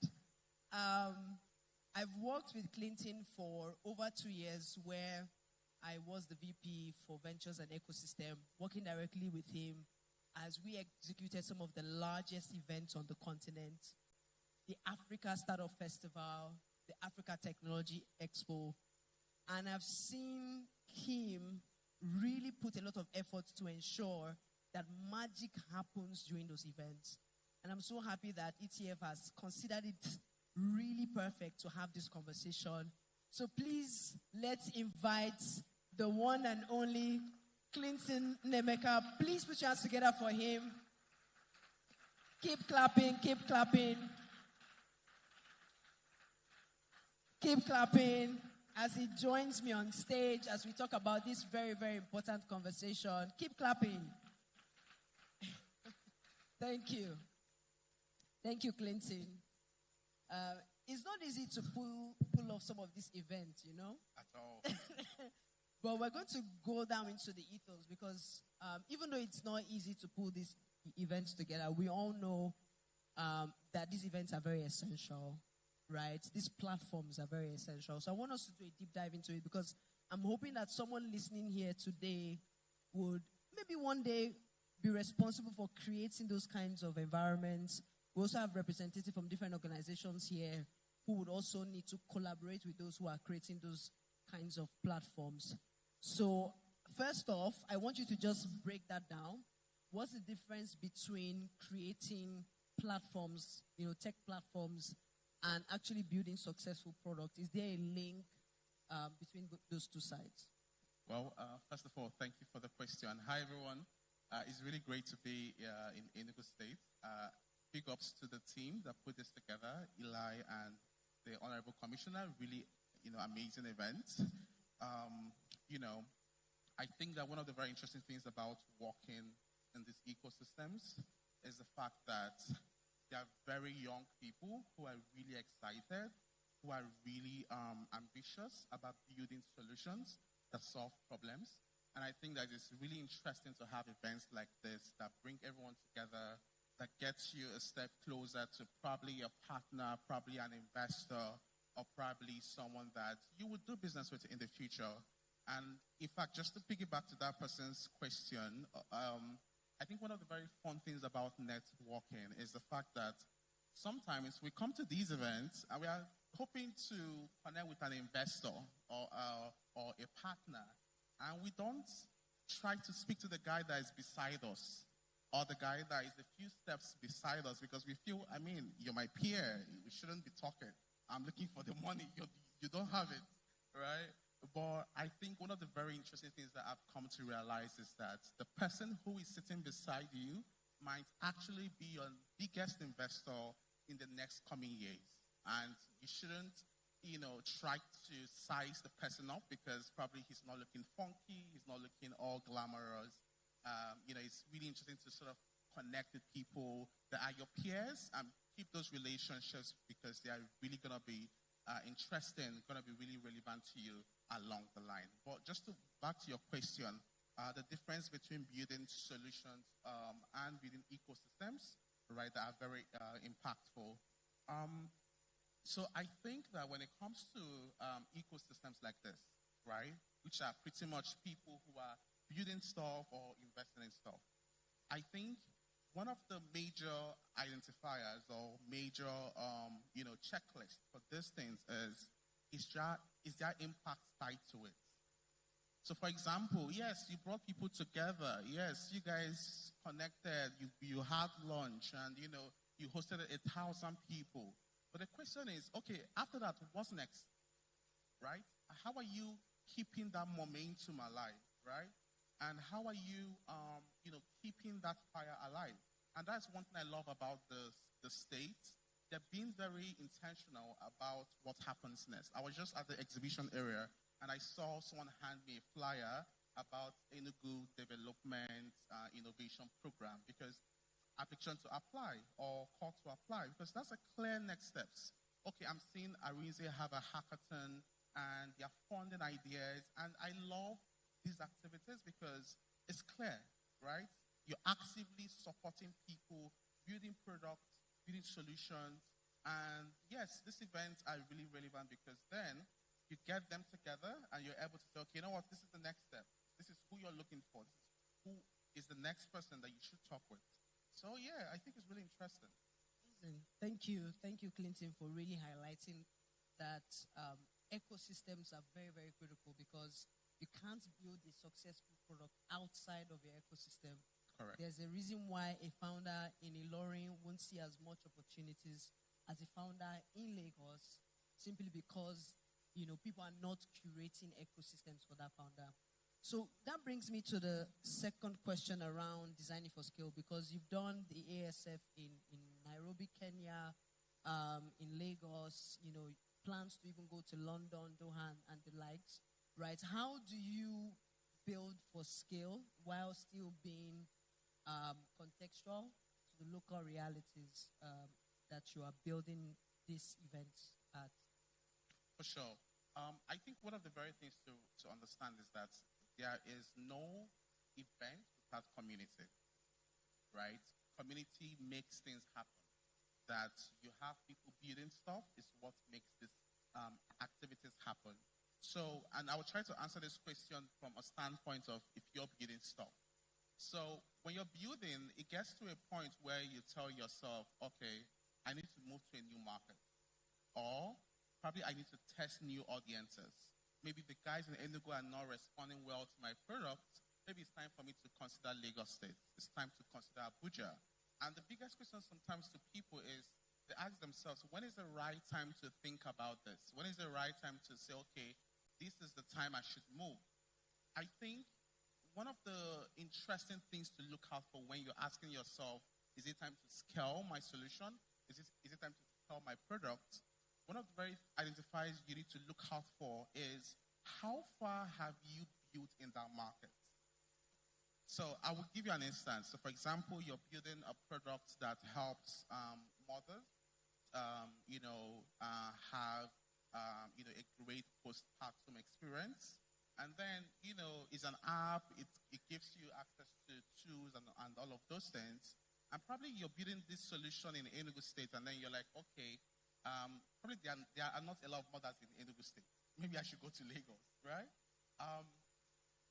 Most times, you want to ask yourself, before you go to start doing or start scaling, you need to research.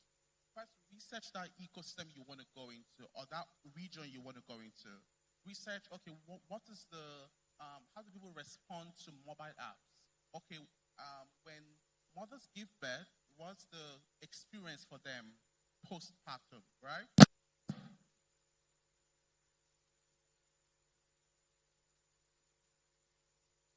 What's that? Thank you.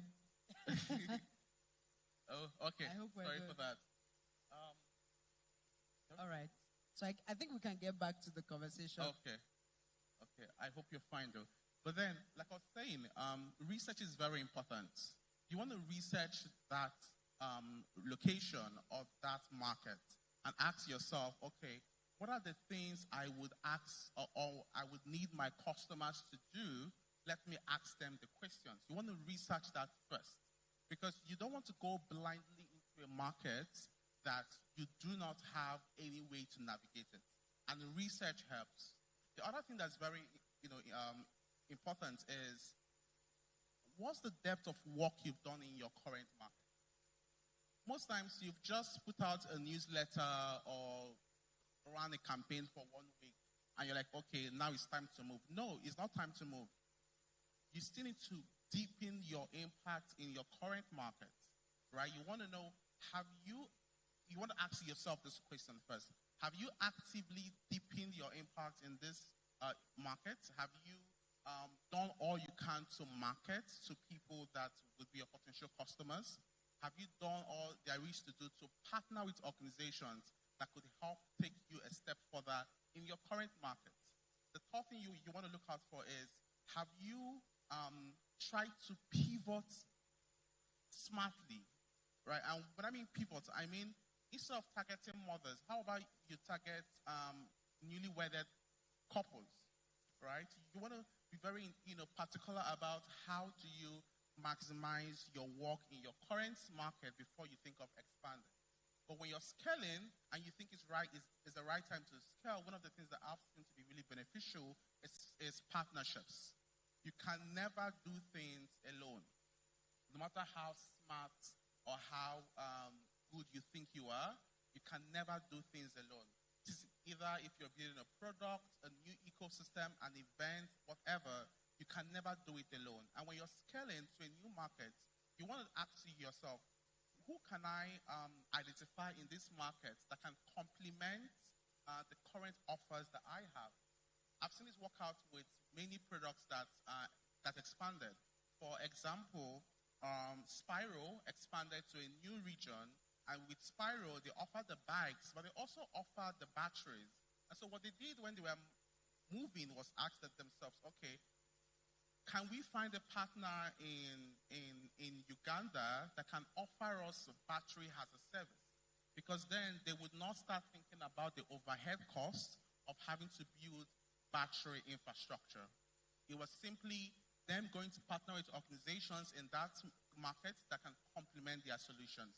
So to answer your question, I think partnerships has been a very good activity for us, because we're able to identify people in those new markets to be able to offer complementary services. But before scaling, you want to ensure you've done all there is to do in your current market, because if you're scaling, that is cost. That's a lot of money, right? And do you have that to spend? If you don't, you want to think of new ways to make it work in your current market. Awesome. Thank you very much.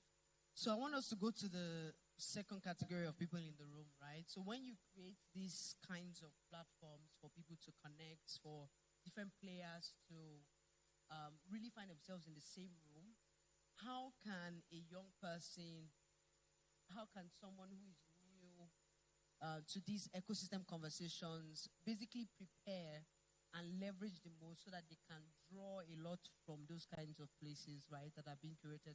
How do you expect your attendees to make the most out of your event so that they can draw value and create magic? Valid question. So as a newbie in tech, what are the things you should do when you come to gatherings like this to get the most value out of it? Correct? Okay. So I think you first want to identify if you're actually a newbie in tech. So, and then newbie in tech could be you just started taking a course in probably software engineering, data analytics, and whatnot. Newbie in 50 flyers or 70 flyers. 50 flyers or 70 flyers.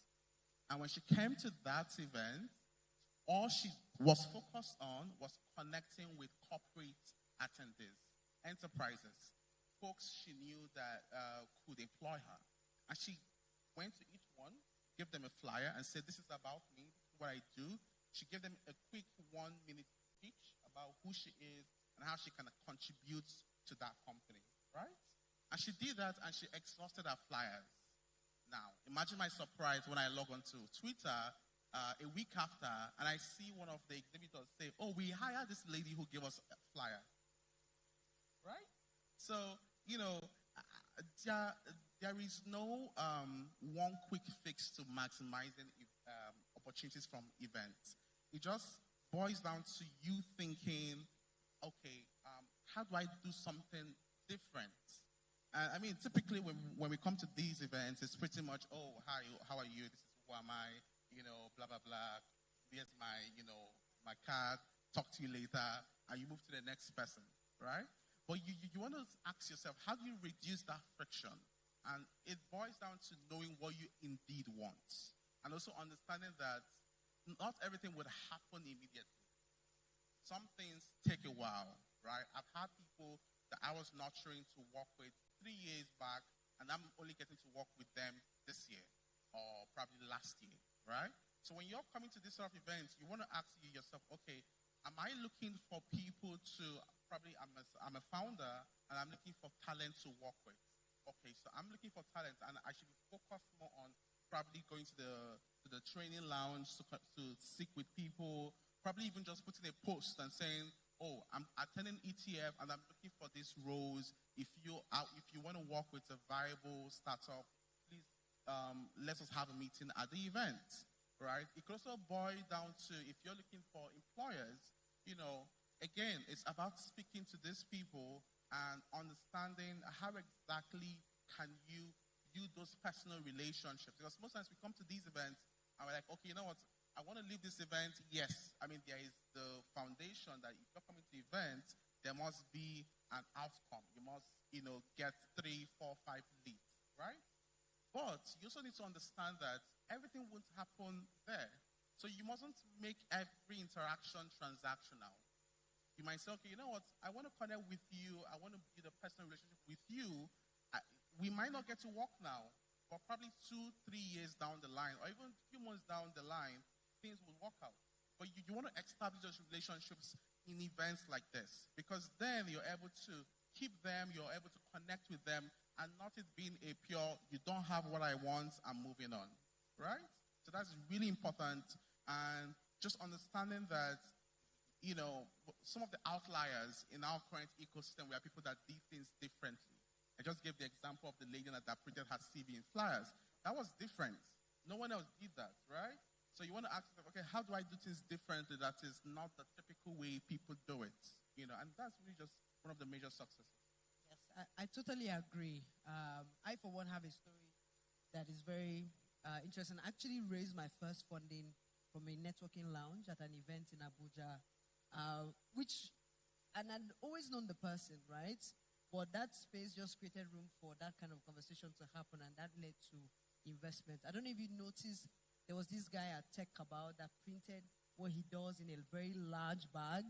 I was walking around Tech Cabal's moonshot, just basically saying what he does, right? So these examples that you have shared is very critical. Leverage different methods to gain attention, but also realize that some of these contacts that you generate may yield something in 2, 3 years from now. You must be focused on relationship building. Thank you so much, Clinton, for that. Yeah, and just to add to it, also, you should also have value to offer. You can't just be empty and say you want to connect with people and expect valuable responses if you don't have value to offer, right? So, for example, if you're, and then also understanding that if you want to be an outlier, you have to do things differently. And differently could boil down to, okay, like the flyer lady, there are other ways you can go about these things. Just understand that you need to have value to offer, because if you don't have any value to offer, it will just really just be, hi, we see each other at events and we're on to the next one, right? And that value is really important. And value could be your skill set. It could be what you're building. It could be, what you've built so far. You just have to have value to complement each other. Amazing. So just be a valuable person. Thank you, Clinton, for that. And I think our final question before we take a question from the audience is, there are platforms that have already been created, platforms like this, but what other types do you think we need to create so that, you can inspire somebody in the room to maybe create those kinds of events and gatherings and platforms for more collaboration to happen within cities and across the continent? Well, one thing I can definitely say is that it doesn't have to be big. It just needs to solve a problem. So, for example, I've seen scenarios whereby I was looking to connect with people of a certain profile. I reached out to 3 or 4 of them and said, you know what, can we have lunch? Let's have lunch, let's connect, let's see if there are ways we can work together, right? I think it's just boiling down to who are you, what do you want, and who are you looking to connect with, right? It doesn't have to be you hosting another Enugu Tech Fest. It could boil down to as simple as, okay, I need to connect with people on this angle. I can host a small dinner. Oh, I can host a small cocktail event. I can host this, I can host that, right? You don't really need to go this big. I think another thing to identify, if you're building a product or a solution, which I think might be very relevant, is that community is key. If you're building a product and you need customers really early, you need to be able to build those evangelists very early on. Have people believe in your products. Have people feel like they are seen when they are working with your product. And it doesn't have to be something crazy. It could boil down to, these guys at this product or at this business are very particular about customer service. They own your problem and try to fix your solution. I will give an instance. So I was working with the guys at Eventbrite at some point, and we used them for a period of time. And one of my best experiences working with Eventbrite was that when I encountered some issues, one of their customer service agents literally reached out to me and said, you know what, I'm going to work with you to get this fixed today. And, I've been very bullish on working with Eventbrite. So if you're building products or solutions, one thing you want to look into is, I need to build a community of people that believe in my products, that trust my products, that get solutions from using my products. And it could boil down to having great customer service. It could boil down to how you go, if you have enterprise clients, how you go a step further to get your clients matched with each other to do business, right? How do you go an extra mile, right? If you're doing a business, if you're building a community or you're building a solution, one of the very good things to know is that community is what makes your product survive. Always create avenues where people feel seen, people feel like they belong within using your products. And again, it doesn't have to be crazy. Just the little things move the needle for people. And I'm sure everyone here can relate to that. Very valid, very valid. This is something that many companies, even Canva, they have communities built around their product. Paystack, really invest a lot in community building. Piggyvest, so much so that they host different pop-ups, across the city. So if you really want to ensure that your product goes really far, definitely leverage building communities. Okay, so I will take one question from the audience as we wrap up. Any question? Okay, so I think I'll ask Clinton one final question. How do you manage people ghosting you after an event? About that, there's honestly little you can do about that. One of the things that I've seen work is try to make it less transactional very early on when you have those conversations very early on. Try to make it less of, okay, I needed to invest in my business, and I needed to invest in it now or never. So more of, okay, I see you're investing in people or in this past solutions. Can we have a chat, or can I get to learn more about some of the stuff that you've had investing? To be on a more personal connection and not a clear, okay, invest now or no. I think the other thing to look out for is also increase your pool of people. You mustn't just meet 3 people and that's it. If you want more people responding back to you, if you reach out to more people, right? You can reach out to 30, 20, 40 people, and I'm sure 2, 3 people can take off those conversations post-event. Amazing. Thank you so much. At least that's better than sending Merry Christmas, Happy New Year every other day. So thank you so much, Clinton. This has been a very fantastic conversation, and I hope you guys have taken a lot of next steps till we see again. Thank you. Please put your hands together for Clinton. Thank you. Ladies and gentlemen, let's put our hands together for Cynthia A. Chisom and also Nemeka Clinton. It's been a beautiful, very brilliant conversation, and I'm sure we all learned something from the two of them. And thank you for those questions. They were really hitting the right spots. Thank you. Thank you very much for that. This is still Enugu Tech Festival 2026, day 2. And we are having more fireside chats. We are going to have another one. This one is very interesting because it's coming from the academia. So you're more like going to see your teachers on stage where they are discussing something different. This one is called A Multi-Perspective View of Funding Trends, Opportunities, and Challenges. It's going to take a shorter while. And it's I have one of our people, or rather, the moderator is the head. I need to find that. Okay, so the moderator is an expert in EdTech, education, technology, and science, learning strategist, and human development consultant.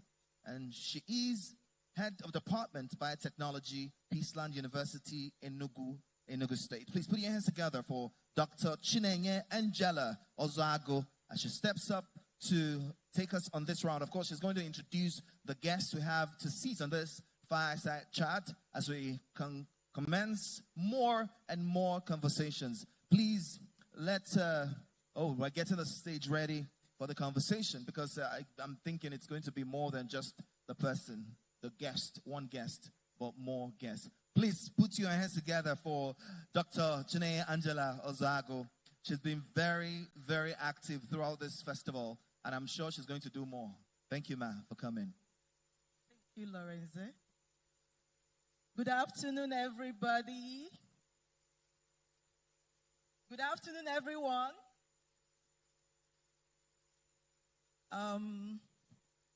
We welcome all of you to Enugu Tech Festival.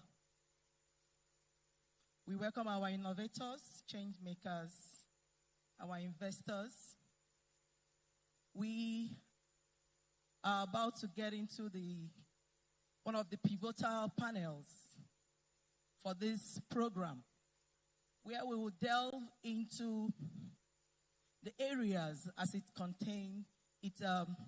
affects the academics.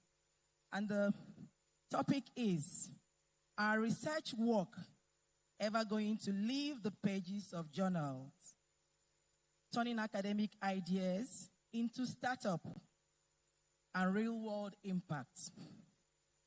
You all agree with me that over the years, many brilliant academic ideas remain trapped in the pages of our journals. So really translating them into products, services, and startups. So the question is, why? Is it lack of funding? Is it lack of industry connection? Or do we attribute it to mentorship? Or is it a mindset that has been established over the years? So with me, to do due diligence to this topic, I want to welcome to the stage one of the panelists, a renowned professor, Professor Michael Onyama Ede. He's a professor of computer science, Dean Faculty of Allied Health Science, Coal City University. He's a visiting professor, Shobit University, India. He's an adjunct professor of Computer Science Department, IMT Enugu. He's also the state chairman, Enugu Computer Society, Enugu. Prof, you are welcome. Please put your hands together for him.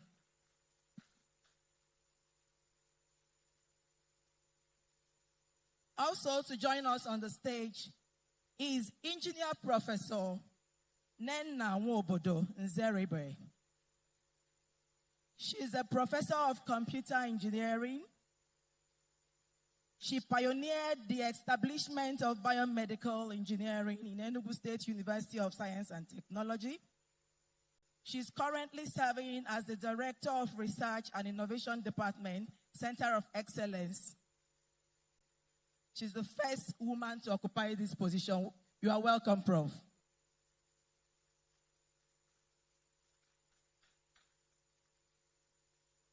Again, we have a seasoned data analyst, Dr. Nnamdi Obuke. He's a senior lecturer in operations and analytics at Hertfordshire University Business School, an expert in data analysis, supply chain management, and business intelligence. Dr. Nnamdi. Please, let's encourage him.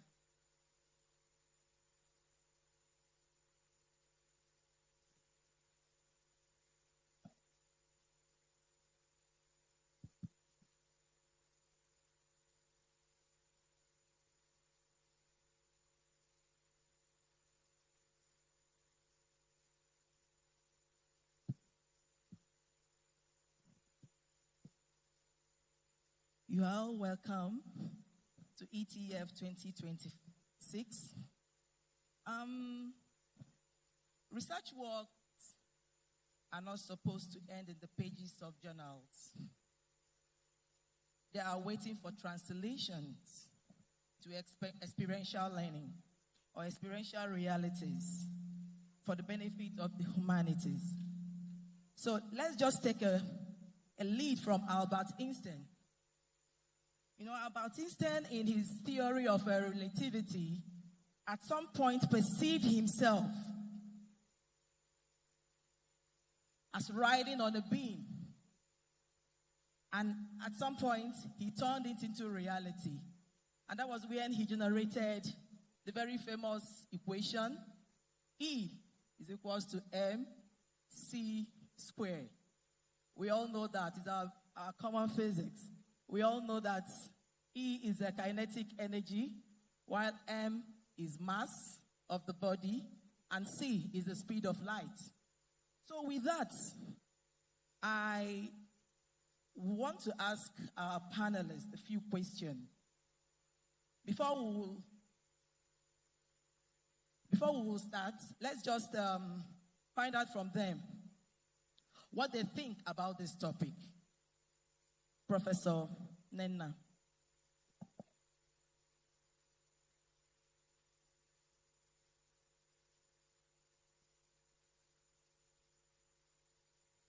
All right, thank you.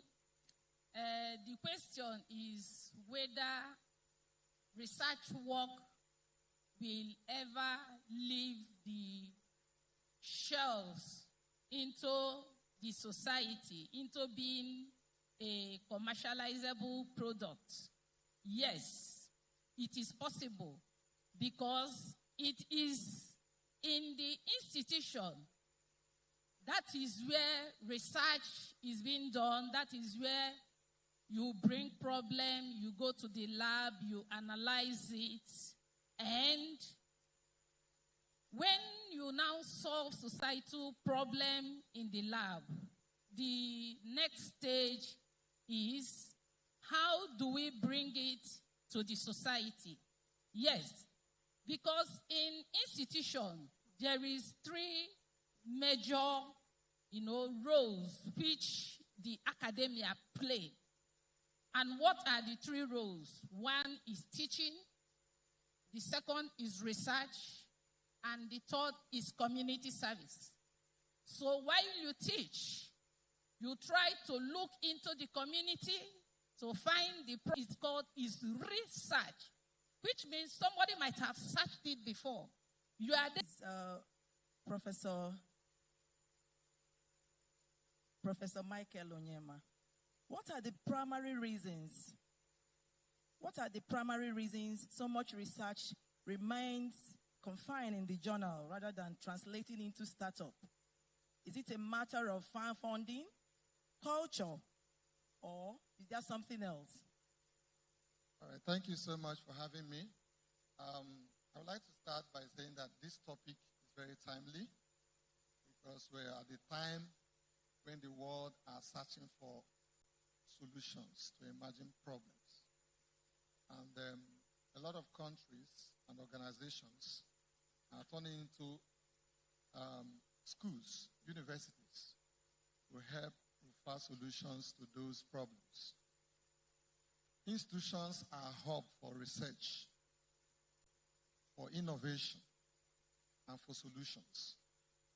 Unfortunately, in developing countries, we are still struggling with a lot of things, which has limited the abilities of universities in Nigeria and many other developing countries to be able to turn research into problems solving or solutions.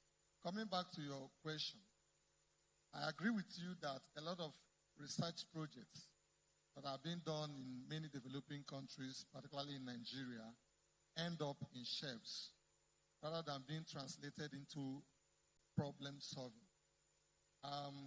There are a lot of factors that are causing this. Number one, you have a strong research output, but weak commercialization. A lot of educational institutions lack the framework or technology transfer policies or offices that can help translate academic research works into real solutions that are marketable. So you see a lot of research work in the universities, only few of them are being turned into market-ready products. Players like Flutterwave, Paystack, they really source solutions or innovations directly from the academia. And that is a problem. Then, of course, we talk about funding gaps there. Then again, we can talk about talent migration. A lot of good talents in the university systems, the moment they complete their studies, rather than advancing or furthering the research they have conducted, they travel outside the country. And that is actually affecting productivity in the university systems. And then, of course, we have listened to some of the panelists before now, talking about how the university is becoming moribund, how it's becoming a certificate base, and all of that. That's because a lot of them are not also giving back to the system. So we want the entrepreneurs, a lot of the industry players to come and help us so that we can make our educational system more productive and also more impactful. Thank you very much. Thank you very much, Prof. You just gave us a very insightful one. Dr. Nnamdi, please, can you share with us an experience or example of a research idea that successfully transitioned from journal papers to a high-impact startup?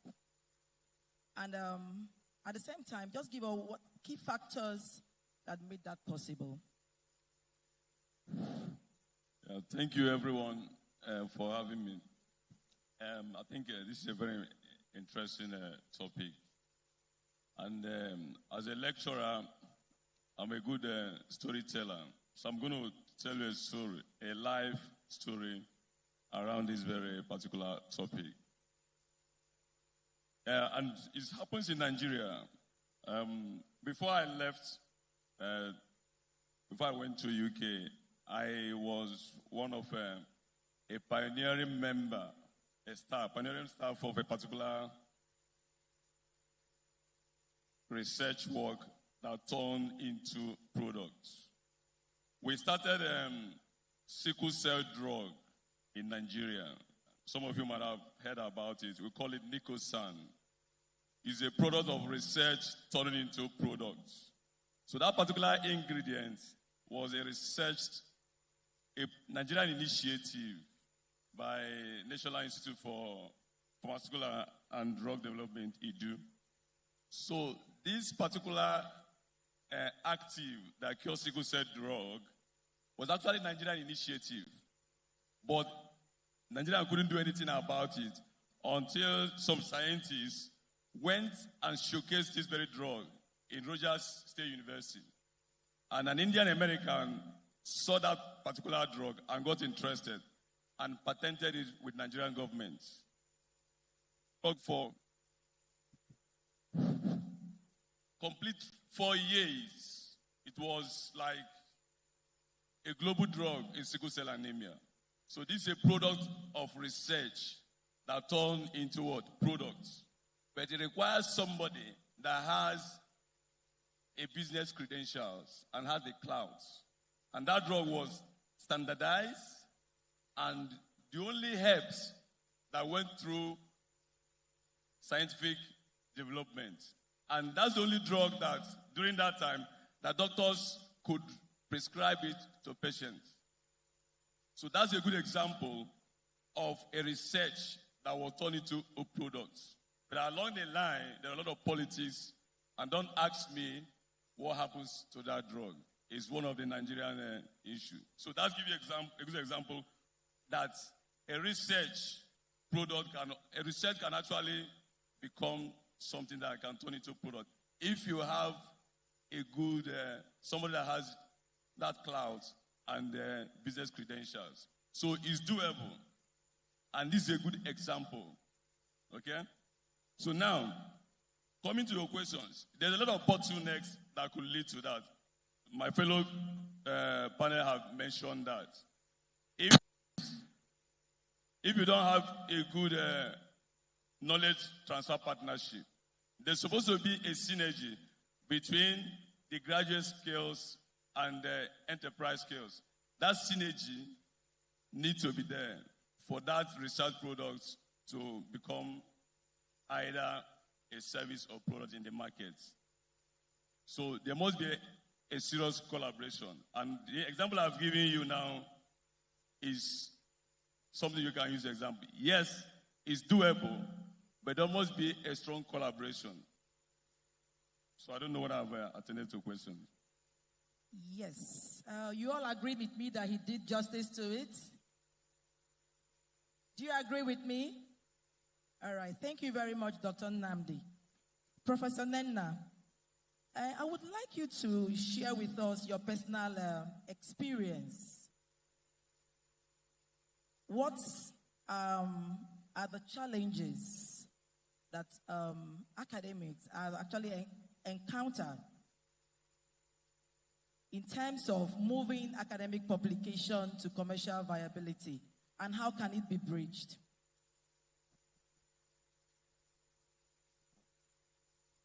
The question is the challenges that academics encounter in moving academic publication to commercial viability, and how this challenge can be bridged.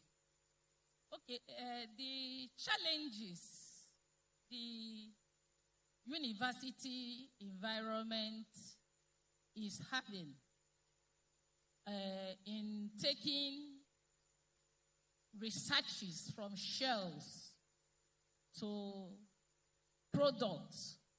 Just like my colleague here has mentioned, he mentioned funding. But I agree with him that funding is part of it. But there are some research grants that are out there which we have not really explored, that are ready to fund any problem related societal. There is this European Horizon funding. If you go online, there are a lot of grants available to fund any viable problem-solving research. So it is a problem because we have not been able to assess it. So that is why it is a problem.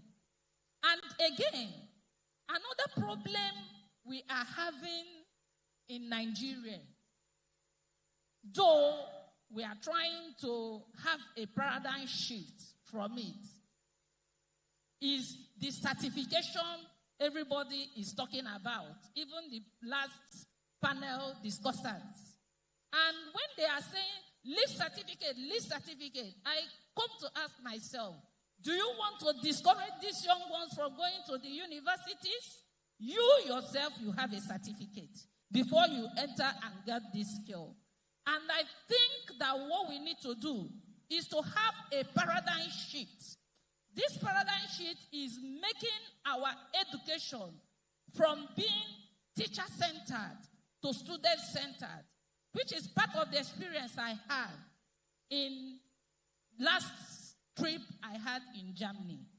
because they made students in class to be part of the study.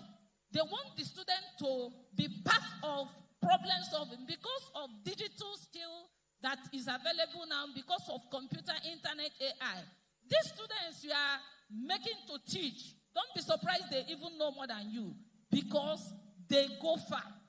So if we allow, our system to be student-centered, we carry them along. I think this problem of, taking research from shelf to product level will be achieved. Let me also give an experience I have when I visited Germany for skill youth development, training. What is the solution there? In their academy, they made tech to be 30% classroom and 70% industry. 70% of what the student learns is in the industry. The classroom is that they come there, give you little theory, and you go back to industry to practicalize. Yes, in our institution we do that. But we need a scale-up because we teach you theory. For those in engineering where I'm coming from, you do theory year 1, year 2, year 3. In your 4th year, you are expected to go to industry to learn the practical. Even when I was in China, Beijing, China, visited Beijing for biomedical engineering, they also told us that what they do is that they teach students, after some years, they take them back to industry. You see what is really lacking. We major more in theory more than the practical. And again, what is another experience I got in Germany? The experience is that they make their curriculum industry, educationist, and community. They go into the community and find problem that is existing. They go back and build it up in their curriculum. They go to industries and find out what problem they are having. Whatever the problem is, they go back and build it in their curriculum and start there to train students. While they train the students in research on how to do it, they take them back to that industry. And before you know it, problem will be solved. Do we have problem in Nigeria? Election is coming. Look at power supply. Can we come and stay in classroom and begin to teach our students? How can we have power free, power accessible, internet accessible, things accessible? Come bring the problem. Go inside the classroom, teach them the principle. Let me tell you, you cannot do away with the classroom because you have to know the basic principle before you go and solve the problem. Then you now go in the industry, solve the problem. And when problems are being solved, my dear, you will be happy and I will be happy. And Nigeria will be developed. Thank you.